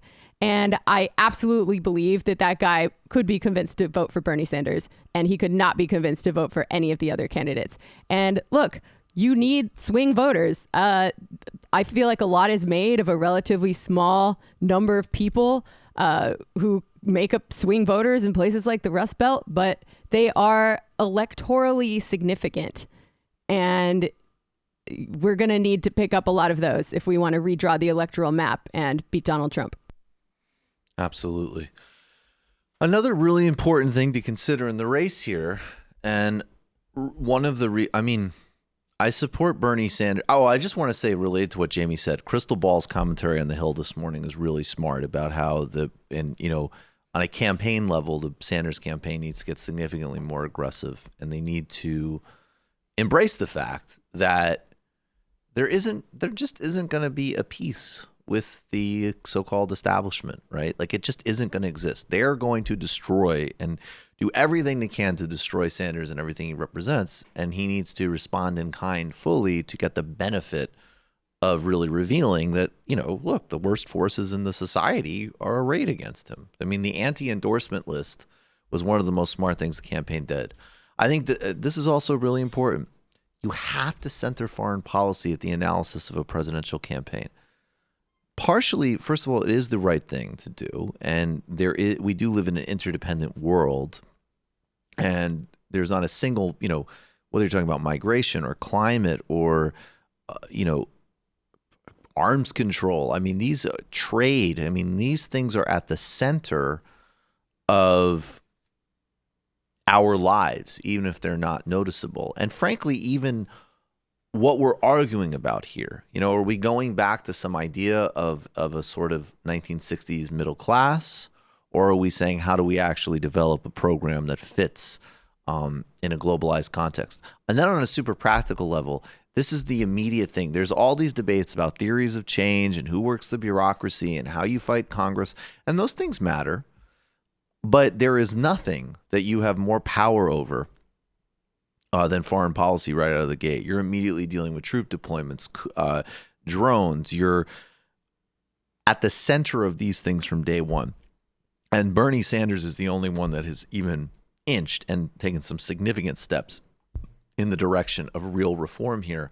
While in this area, Elizabeth Warren represents, highly disturbingly conventional thinking. And actually, I forget who, someone made the very smart point about this, that it's even more revealing because Warren, to her credit, was willing to pick fights with Obama on domestic issues. She didn't pick a single fight on foreign. It's not something that they think about, and even the primary stuff she's talked about has been on trade, which she's framed as an American issue. I think it was I'll try to remember who made this point. I've got too much stuff going on. Rod Khanna made a similar point today on MSNBC. This is very important. How do you talk to a voter who has Bernie Sanders and Elizabeth Warren in front of her or him and is deciding to make that choice? They believe they both have great progressive credentials, but maybe they feel like Bernie had his shot last time. What do you say to that voter? Well, first of all, I think Senator Sanders has a very progressive record on foreign policy. I worked with him to help stop the Yemen war. He's voted against President Trump's defense budget increases. So he's going to highlight his progressive foreign policy record. The second thing is, if you look at the polls, actually, a lot of Senator Sanders' support can come from Vice President Biden. And I think the contrast he will draw is that he actually is the true champion for the working class, and he can build a winning coalition as some of those working class voters choose him over the vice president. You'd agree? That's 100% right. And I would really, I would look even to things where Sanders, I mean, look, there is a continuity in him that's great on foreign policy going back to the 1980s. Okay, even as a mayor of Burlington, working on Reagan's dirty wars. So if we want to be really, look, people want to talk biographically. One person was a Republican in the 80s. One person was fighting Reagan's dirty wars. He was a leader against the invasion of Iraq. And then his policies on things like drones have been mediocre at best. And some of the things he said in 2016, he's evolved from significantly. But he did vote against John Brennan, whereas Warren voted for John Brennan. And John Brennan's the architect of much of the worst drone policies that were pioneered under Obama. This stuff really matters. I mean, there's a lot of lives in the balance, and that's the one area where there's indisputable power that whoever occupies the White House has immediately. Yeah, and people around the world don't get to vote for who's president of America. They sure don't. Maybe think about them. Indeed. If they're rich, they have ways of influencing it at least. This is also true. You're calling from a 347. No. Oh, I think did this person get hung up on or hang up? Now I see nothing. Okay, you're calling from a 323 area code. Who are you? Where are you calling from? Hi, my name's Andrew. I'm calling from Los Angeles. Is that me? Yeah, Andrew, it's you. What's on your mind? Hey. Hey, oh, man. awesome. Great. I'm just calling with a little bit of that good news that you guys were looking for yesterday with you had a caller call in about the narrative with Bernie and all that.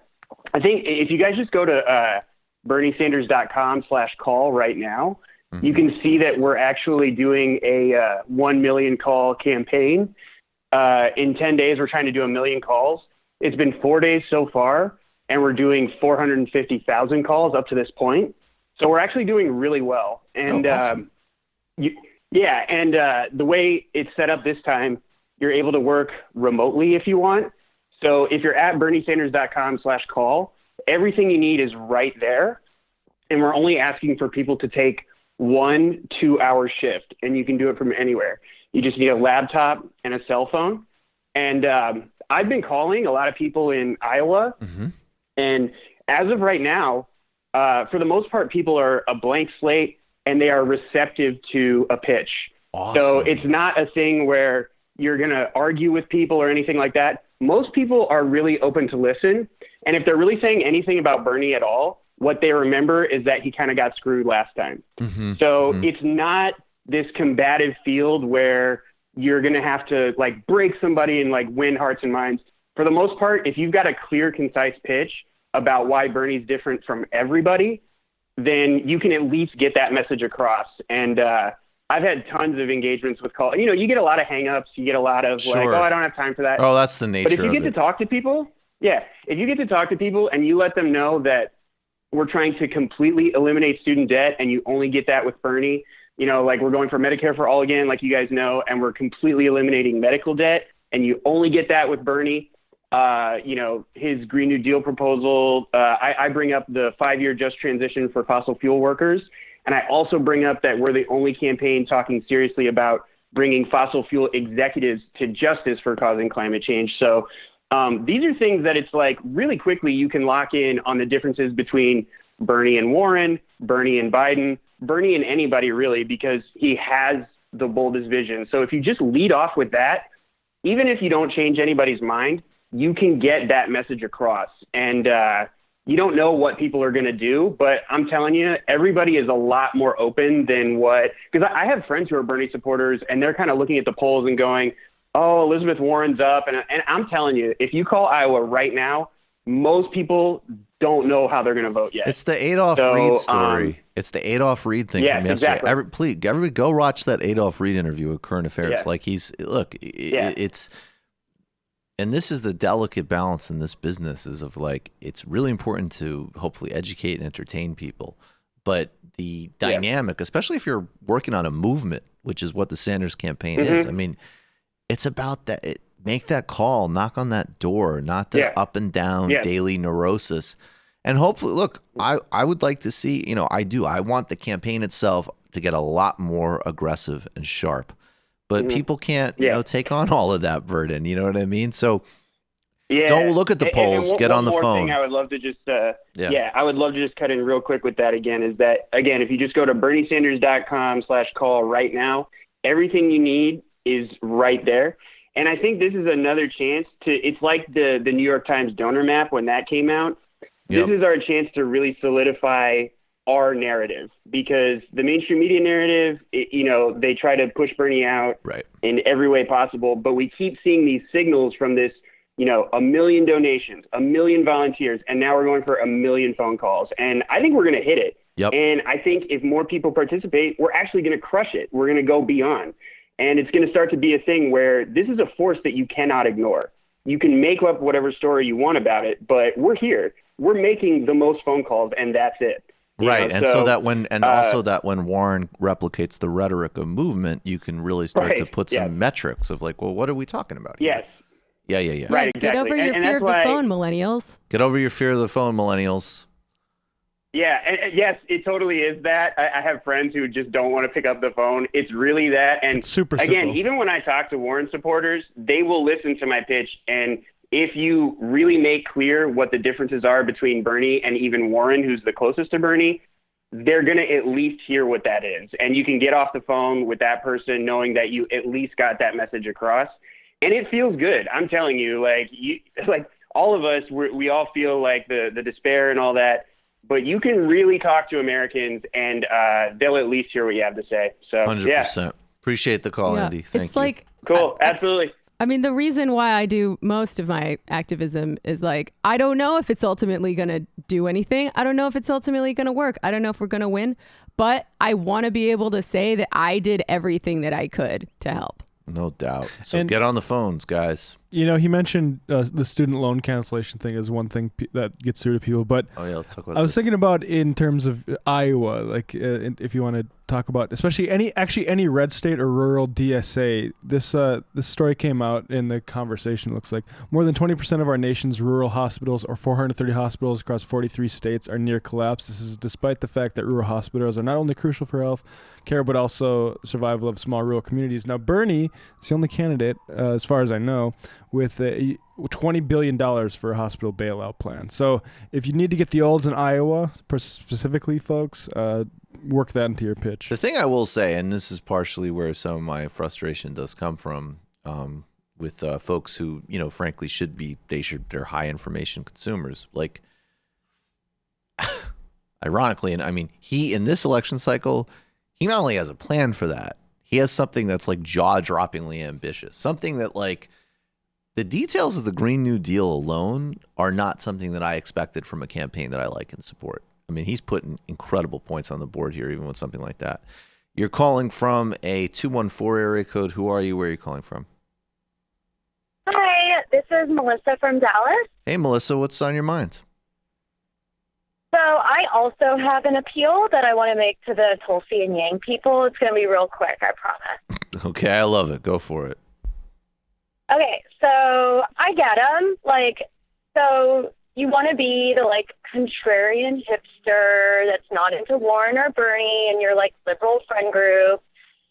You want to, support someone who has nice, hair, looks good in a suit, wants hates war, wants to give you money or whatever. I was going to say, I think the first three things describe Tulsi. Okay, I got the last one was give money. All right, got it. Yeah, I'm getting there. There's appeals there. Okay, so you want to when you're having an argument with your racist boomer parents, you want to when they ask you, hey, who are you supporting, and you tell them, and then they say who. I get that appeal of Tulsi and Yang. However, there is someone who ticks all of these boxes, and she's not total trash, and her name is Marianne Williamson. Word. She is never, ever going to drop out because this is her book tour, so she's in it until they literally drag her out, and she's totally awesome. So that's my appeal to the contrarian hipsters. I 100,000% agree with you. Marianne Williamson is absolutely the contrary hipster pick. Yeah, the only real choice of contrarian hipsters everywhere, obviously. Is Marianne Williamson. Melissa, you nailed it. Thank you. Awesome. Well, thank you guys. Shana Tova. Shana Tova. That was very on point. Waterboat from Kashmir. You were correct about Kashmir, Michael. Money has a lot to do with it. The rich need an incentive to support fascists, if history is any lesson at all. Update on Kashmir. Many Western analysts were saying that the Indian Supreme Court had asked for a return to normalcy. This was quite incorrect. They were giving Kashmiris permission slips to go into Kashmir. Now, after multiple BJP leaders have said that the judiciary belongs to them, the Supreme Court delayed multiple hearings on Kashmir, which made no sense. Hence, the logic and governance is officially dead. Finally, today it is said that they would pick up Kashmir petition on November 14th, 2 weeks after Kashmir is officially broken up and absorbed into India. So even if they do throw out illegality, the BJP moves, there will be parallel laws on the books that will erode autonomy laws should a sane judgment come through. We know how this game is played. The people of Kashmir now know that a bloodbath is almost guaranteed, but the world can sleep in peace. This won't affect anyone else. We'll keep talking about it.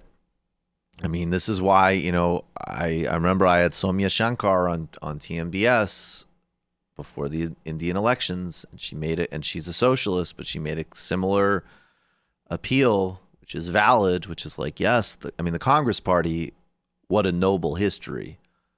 But they're very analogous to Democrats. They suck.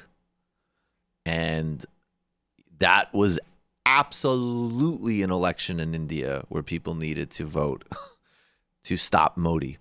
But it's also the case that there's serious organic support in India for Modi. This fascistic, authoritarian, ethnocentric thing has real appeal in populations. That's something that people have to contend with. And we'll continue to cover it and talk about it and be clear about the travesty and human rights abuse it is by the Modi government. And that's what we can do.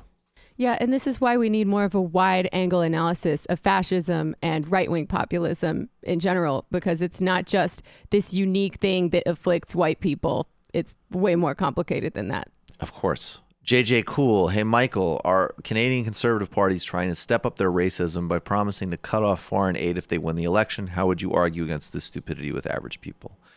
Well, I guess what you mean by average people, I'm presuming you're not talking about conservative voters or voters that are drawn to the racism of that message. But look, the reality is that foreign aid budgets take up like nothing of national budgets. So if you're a decent person, it helps is a tiny drop in alleviating human suffering. Sometimes. Obviously there's a left critique of foreign aid. But taken on face value, you help get people medications and whatever. And then secondly, I guess for some people, if they want to think about it a little bit more, you can make a little bit of a strategic argument about, blowback and so on. But I don't know. That's so pathetic. Edwins, I started listening about a month ago, digging everyone's content. I have a few questions. Answer which one you prefer.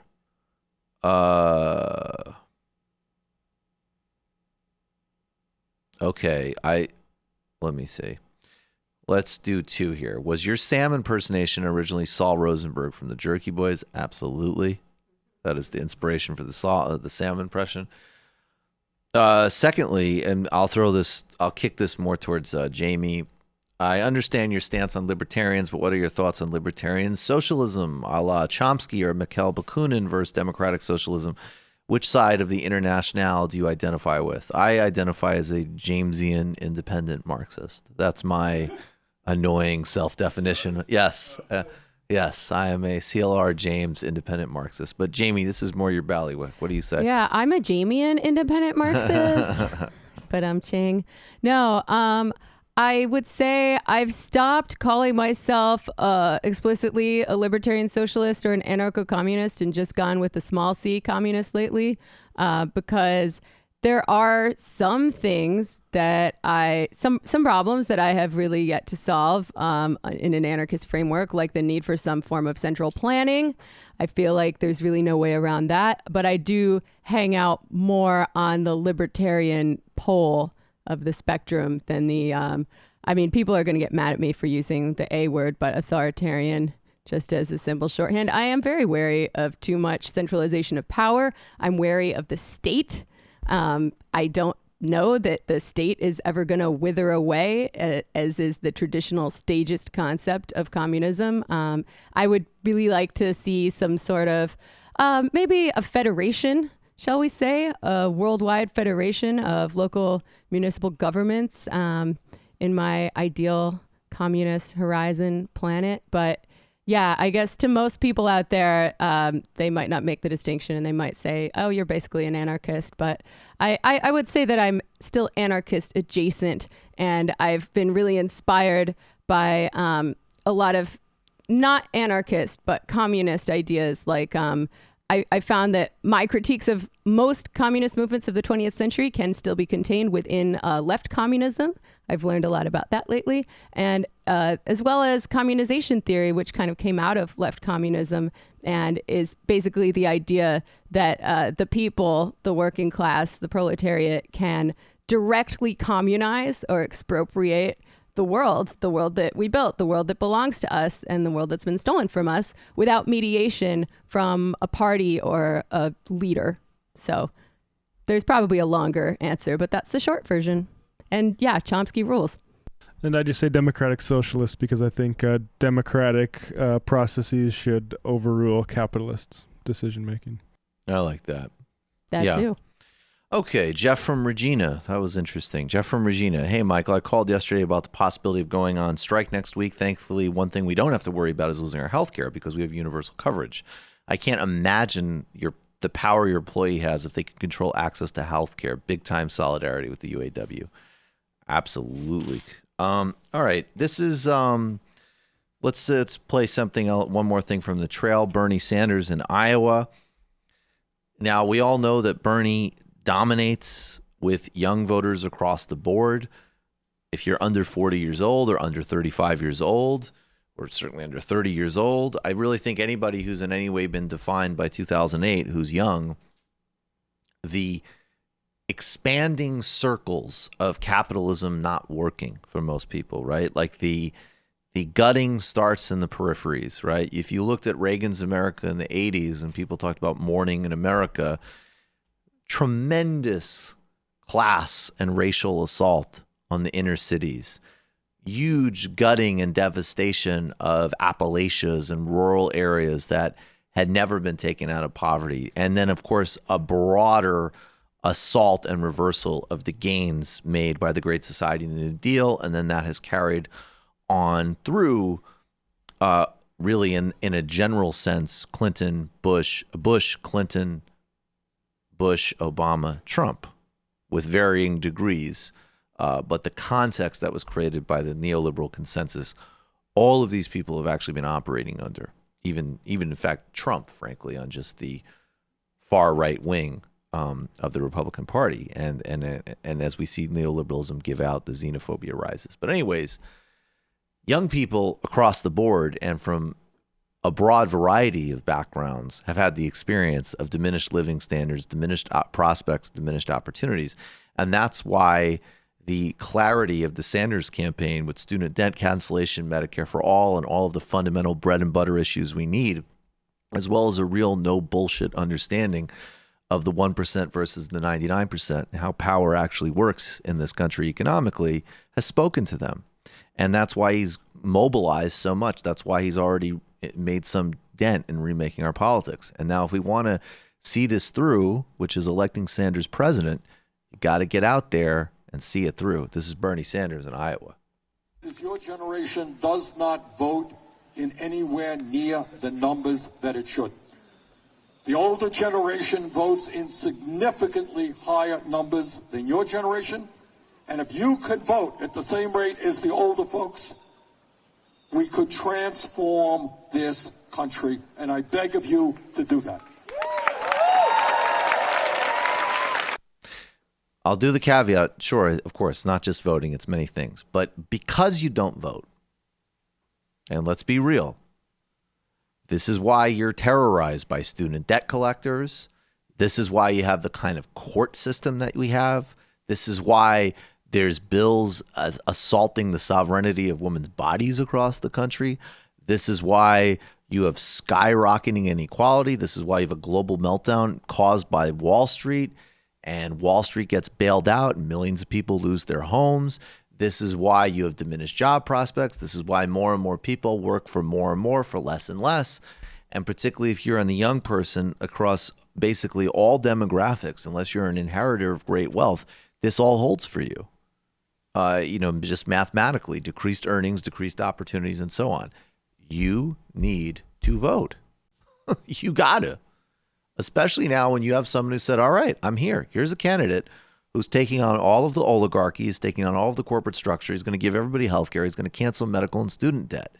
That's a frontal war with the interests that control not only this country, but global capital. And luckily enough, all you need to do is phone bank and vote. You don't even need to go to the Sierra Madre. Bernie won young people of every demographic in 2016. Absolutely. Including young black people, despite the narratives to the contrary. Well, we all know, the erasure, 2016, that was narrative. Then Bernie builds the broadest working class coalition, and then all of a sudden that apparently doesn't matter. But we all know how these games are played. You got to go phone bank. All right. Let's see. Nancy Pelosi really just wanted to underline to everybody that she's not good. Not good. There is a woman running for Congress in Texas named Jessica Cisneros, who is a great progressive champion. She's running against a far-right Democrat. And I do mean far-right. Henry Cuellar. Henry Cuellar has been Donald Trump's Democrat. I remember him getting into politics because he was George W. Bush's Democrat. We're talking anti-immigration votes. We're talking anti-healthcare votes and so on. This is a extreme conservative corporate vote in a district that does not need to be appeased like that. There's almost no district that exists like that. And you have, well, let's be honest about Nancy Pelosi. You have a very progressive, incredibly charismatic and engaging young woman leader running against him. I think we can all imagine why Nancy Pelosi might not want her going into Congress based off of her previous track record with dealing with Ilhan Omar. But here's Nancy Pelosi affirming that she is of the dysfunctional, stagnant status quo. I'm sorry. Will you have a friendly incumbent rule heading into this election cycle so that if any incumbent Democrat in your House is challenged in a primary, that you will default to endorsing the incumbent Democrat? That's absolutely. That is the easiest question you could ask. So Henry Cuellar, who's in the audience, Congressman Cuellar from Laredo, who is here and has a challenger in the primary, you are a Henry Cuellar endorser. Absolutely. Absolutely. I'm very, very proud of Henry's work in the Congress, and I'm proud to support him. Look up Henry's work. Going back to the Iraq War. Best ad Jessica Cisneros could have had, really. Hopefully so. Come on, Texas. Come on, Texas. You've got a real possibility in that district there. You're calling from a 337 area code. Who are you? Where are you calling from? 337, are you there? 337? Going once. Hello? Hello, 337, are you there? Who are you? Where are you calling from? Oh, yeah. Hello? It's not working. All right. Be ready. You're calling from an 845 area code. Who are you? Where are you calling from? Hi, my name is Keaton, calling from Beacon, New York, up in the Hudson Valley. Hey, Keaton, what's going on? What's on your mind? Well, you guys have been talking a lot about, the Bernie v. Warren divide, and I think you've really been hitting it on the head in terms of, like, what the Democratic coalition actually is. And, I was at the Warren rally in Washington Square Park, and I could tell you, I mean, you can call this anecdotal, but those were not Bernie supporters in 2016 who have now joined the Warren campaign. That was, I'm with Hersville. I mean, that was like, nevertheless, she persisted as the new nasty woman, that kind of thing. And I think what people have been talking about in terms of just getting on the phone and going and getting new voters, that is the key, rather than getting bogged down in trying to make cases to good faith Warren voters. Because honestly, it's getting harder and harder to find those people. Yeah, right. And like so many of these appeals are just not going to happen. And I think what people have to understand is I saw you had a brief, I don't know if it was an interaction on Twitter, but I follow Megan Day on Twitter. It's great to have her back. Megan Day is amazing. Everybody should follow her. Everybody should follow Megan Day. She's brilliant. And read all of her pieces of the Jacobin. Yep. Absolutely. But she tried to respond to this woman, I won't say her name, that blocked her, because when Bernie put that video out of the town hall in Iowa of all the people who were like drowning in medical debt, and they were saying, Bernie, you're really the only hope for us. Like, you're the only way out of it.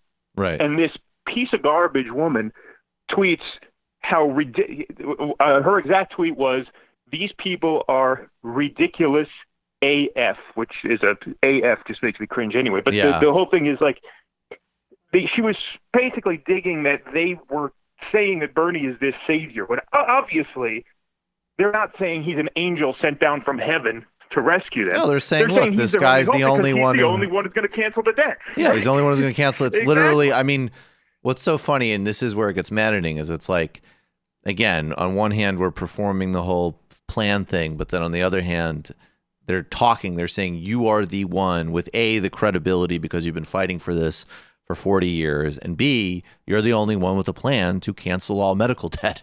Like, there's nothing, I mean. That's based on the data that's available to them. It's the opposite of ridiculous. I mean, the thing is, though, is. Of course. So I agree with you. But not only was there. Well, let's look. I don't want to get too much into all of the, this stuff. I just think that, that's why I'll keep maintaining the balance, and I totally agree with Jamie in terms of like when you're maybe talking to normal people on the street or whatever, but inside the media space, I am not willing to let people obscure or lie about Bernie's record, pretend there aren't major differences. And also, Crystal Ball is a brilliant commentary, which everybody should watch on the Hill this morning, where she's like, look, I mean, unity for me, not for thee. Right? Like, we don't have to have unity when we're endlessly spouting bullshit about Bernie, or like, in fact, and this is the really disturbing part, because people, Warren really, like, the people around Warren really should be better than this, given some of the domestic stuff. But it's really starting to go back to 2016 style, like, oh, you don't die on the street. What do you want, a pony? And that was the point I was making. That was the point I was making yesterday. And this is where the class stuff really shows up. And, look, most people who are pontificators and most people who hate Bernie are, media people. And I can't speak for all of them, but I know a good chunk of them have definitely not dealt with any type of actual grave economic situation. And exactly. Well, there's also a lot of these snot-nosed intellectual types, like the woman who made that thread. I mean, she's just a vile, mean. Okay, all right, dude. I got you. I agree with you. They go low, we go high. And said, I agree with you. This is terrifying that they're saying he's the only one. No, I agree. So what we're gonna do? Like those people. What we're gonna do? Sorry, go ahead. No, I'm just saying. Thanks for the comment. What we're gonna do is we're just gonna we're going to deal with and fight incredibly clearly and incredibly vigorously on the media level. And again, this is why I make clear I'm just not indulging any bullshit. But on a normal person level, you be civic and approachable, and then on the other hand, just go out there and do the work. And you can't get upset about every you should respond to them and not let them get away with it. But it's baked into the cake. And I think, that's what happened there for a few days with me is I actually was, I knew that this was coming, but maybe it came faster than I thought.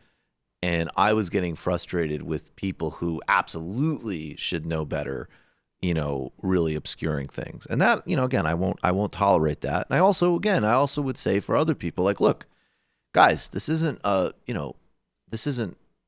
Marvel movie or something. They're running in a campaign against each other. That's how it works. I mean, this is more Sam's thing, but it is this is a literal zero-sum game, right? Like a vote for one person is not a vote for another person. So therefore, they're going to disagree. And they're going to have debates. And there's huge differences here in terms of how full the program is, in terms of foreign policy. Huge. And it's huge. And so just relax. It's okay. And I say that as somebody who will, I am going to recommend to strategically vote for literally whoever the Democratic nominee is. So I don't have much truck for, and if they end up and if the dynamics change and they end up partnering with each other, great, cool. I would also urge good faith Warren supporters who maybe don't come from the ruling class, who care about, the sincere progressivism involved in her campaign, to take a look at some of the other people who are really excited to support Elizabeth Warren, like that billionaire heiress Tish lady from the other day, and wonder what it is about Warren and her policies and her whole shtick that makes these people comfortable with supporting her. Without a doubt. All right, let's do, we got one or two pieces of sound left before we got to go. Which one? Which one is it? Okay, which number is it? 7? Who would you have come on Fox News to explain why Donald Trump should be allowed to govern with pure criminal impunity? Well, it should surprise no one that Fox News saw fit to put the designer of the torture program, the architect of the CIA torture program. They called it enhanced interrogation. Torture and a great innovation in Orwellian discourse. This is Brian Kilmeade and James Mitchell. You've seen what's happened to the president, and you're saying it's deja vu all over again. In what respect did they do the same thing to you? Well, what they did to me and Dr. Jessen was they took things out of context. They had anonymous complaints. They didn't allow us the opportunity to address them. They implied and somehow magically divined motives and intentions that weren't really there. And they took every single ambiguous thing that happened and spun it in the worst possible way to create this sort of prosecutorial brief of wrongdoing. And they're doing that to the president, and they've done it for 3 years in a row. And they're doing it hand in hand with the press like they did to you. Look at some of these headlines during your investigation. Psychologists open a window of brutal CIA interrogations. The Cut comes out with this story. Meet the psychologist who helped the CIA torture. Vox says this: the CIA's torture program as explained by the psychologist who designed it. Oh, good luck getting a fair and balanced look, right? Well, the point is not to have a fair and balanced look. This tells you, as I've said in other places, more about what's going on in their minds than it does about the facts. What they want to do is they want to twist the facts and misconstrue the facts so that they can paint the worst possible picture to grab power. But one of the things it should tell the voters is that they think you're stupid. They think that you don't understand the words that you read in the transcript. He did not do those things that they were accusing him of, just as we did not do the things that they accused him of. Okay. Thanks for the help. Thanks for the help, James. Great work. This is also the game of, first of all, Fox News. Even if we were to stipulate, and there's certain things you can't do this with. You can't do this with torture. Torture needs to be a black or white thing. But I'm open to a lot of argument and a lot of nuance and a lot of things, actually. Torture being one where I'm not. I think should be pretty obvious. if you had a network where across from James Mitchell was either an actual interrogator himself, like a Paxman asking him real questions and interrupting him, or someone who was on the other side of the issue saying, no, let's go back to what you did here with waterboarding, with sleep deprivation, with sexual humiliation, all the other things that happened out of this whole program. What are you talking about? But instead, this is what they always do. They take examples from other press outlets of, in those cases, just objective descriptions of what this guy was involved in. And then they say like, oh, where's the debate? Anyways, so why should Donald Trump never be held accountable for anything he did? That is actually a good sort of masterclass in Fox News propaganda right there. Colin from Nebraska. I live in Omaha, but volunteer for Bernie in Council Bluffs, Iowa, just across the Missouri River. I've been having lots of success talking about voters about how people are already paying taxes with their health insurance premiums. And those premiums are paying for things like CEO salaries, aggressive predatory advertising, sports arena names. Downtown Omaha is the home to CHI Health Center, formerly Quest or CenturyLink Center. Man, I can't wait to get to the... Okay, I don't get that part. Pajama Boy. Andrew Yang's ultimate goal is to build a permanent underclass of Silicon Valley types. I tend to think that's true. Yes. All right. Really quick. We're going to take one final call because we have to get out of here. But we will take a final call. You are calling from a 603 area code. Who are you? Where are you calling from? Hi, yeah, this is Ryan from New Hampshire. Hey, Ryan, what's going on? Not much. The other day, Sam was talking about possibility of recession. Yeah. And he mentioned that he didn't really see an analog to the housing bubble. Uh-huh. And I just thought you guys should look up the current corporate bond market and debt crisis. Yeah, but is that I'm familiar with that a little bit though, but I think what someone like Dean Baker is saying is that is not. There are signals like that, but that is nothing analogous to basically turning like housing in the United States into essentially like an non-underwritten bet, right? Like what happened in the housing crisis with all of these derivatives and predatory mortgages that Wall Street opened up is that you had a position where it was like sooner or later, just people, tens of millions of people across the country are just not going to be able to pay for what they're in. That is a structural assault at the center of the economy. So the point isn't, to be clear from people like Baker or Sam, is not that there might not be a downturn or a slowdown, but it would not be at the scale. I mean, that was a really serious crisis, 2008, man. That was like up there. We're probably due for some type of recession. Yeah. If you look at the corporate debt market, it's at the highest percent of GDP it's ever been. Yep. And the highest percent of that is BBB bonds. Yep. Is the highest percent it's ever been. A lot of state pensions and public pensions are owning these BBB bonds because they're legally obligated to hold bonds and they want higher returns. And a lot of people think that maybe their rating is higher than it should be, and they should actually be junk bonds. Okay. Which then legally they can't hold, and then they have to sell them. So I think it deserves a little more attention than it's getting. I haven't heard a lot about it. Sounds about right. Got to just find the right person to talk to about that, but that does sound like it should be looked into. Thanks for the call, Ryan. Appreciate it. All right, final IM of the day. Where is the final IM of the day? What are we going to do? All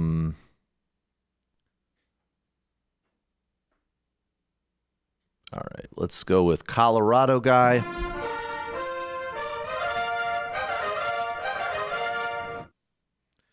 If I were to argue that because I will never use the VA and don't directly benefit from the GI Bill, that I shouldn't have to pay for either of these things, I'd be rightly looked at like a monster. These are public goods. They pay for themselves in the ways more important than actual dollars and cents. Let's treat humans with humanity. Much love, MR Crew, Lula Livre.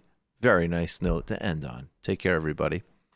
It might take all the strength I got to get to where I want, but I know somehow I'm gonna get there.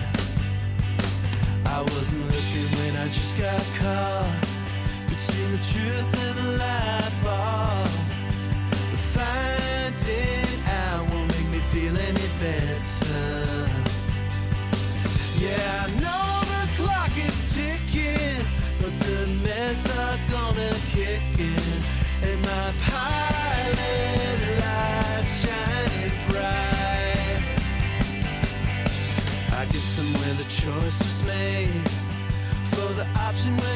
get paid for the road that bends before it finally breaks you. I guess somehow I lost my drive between the 101 and the 5. Do you know how far the detour takes you? Yeah, I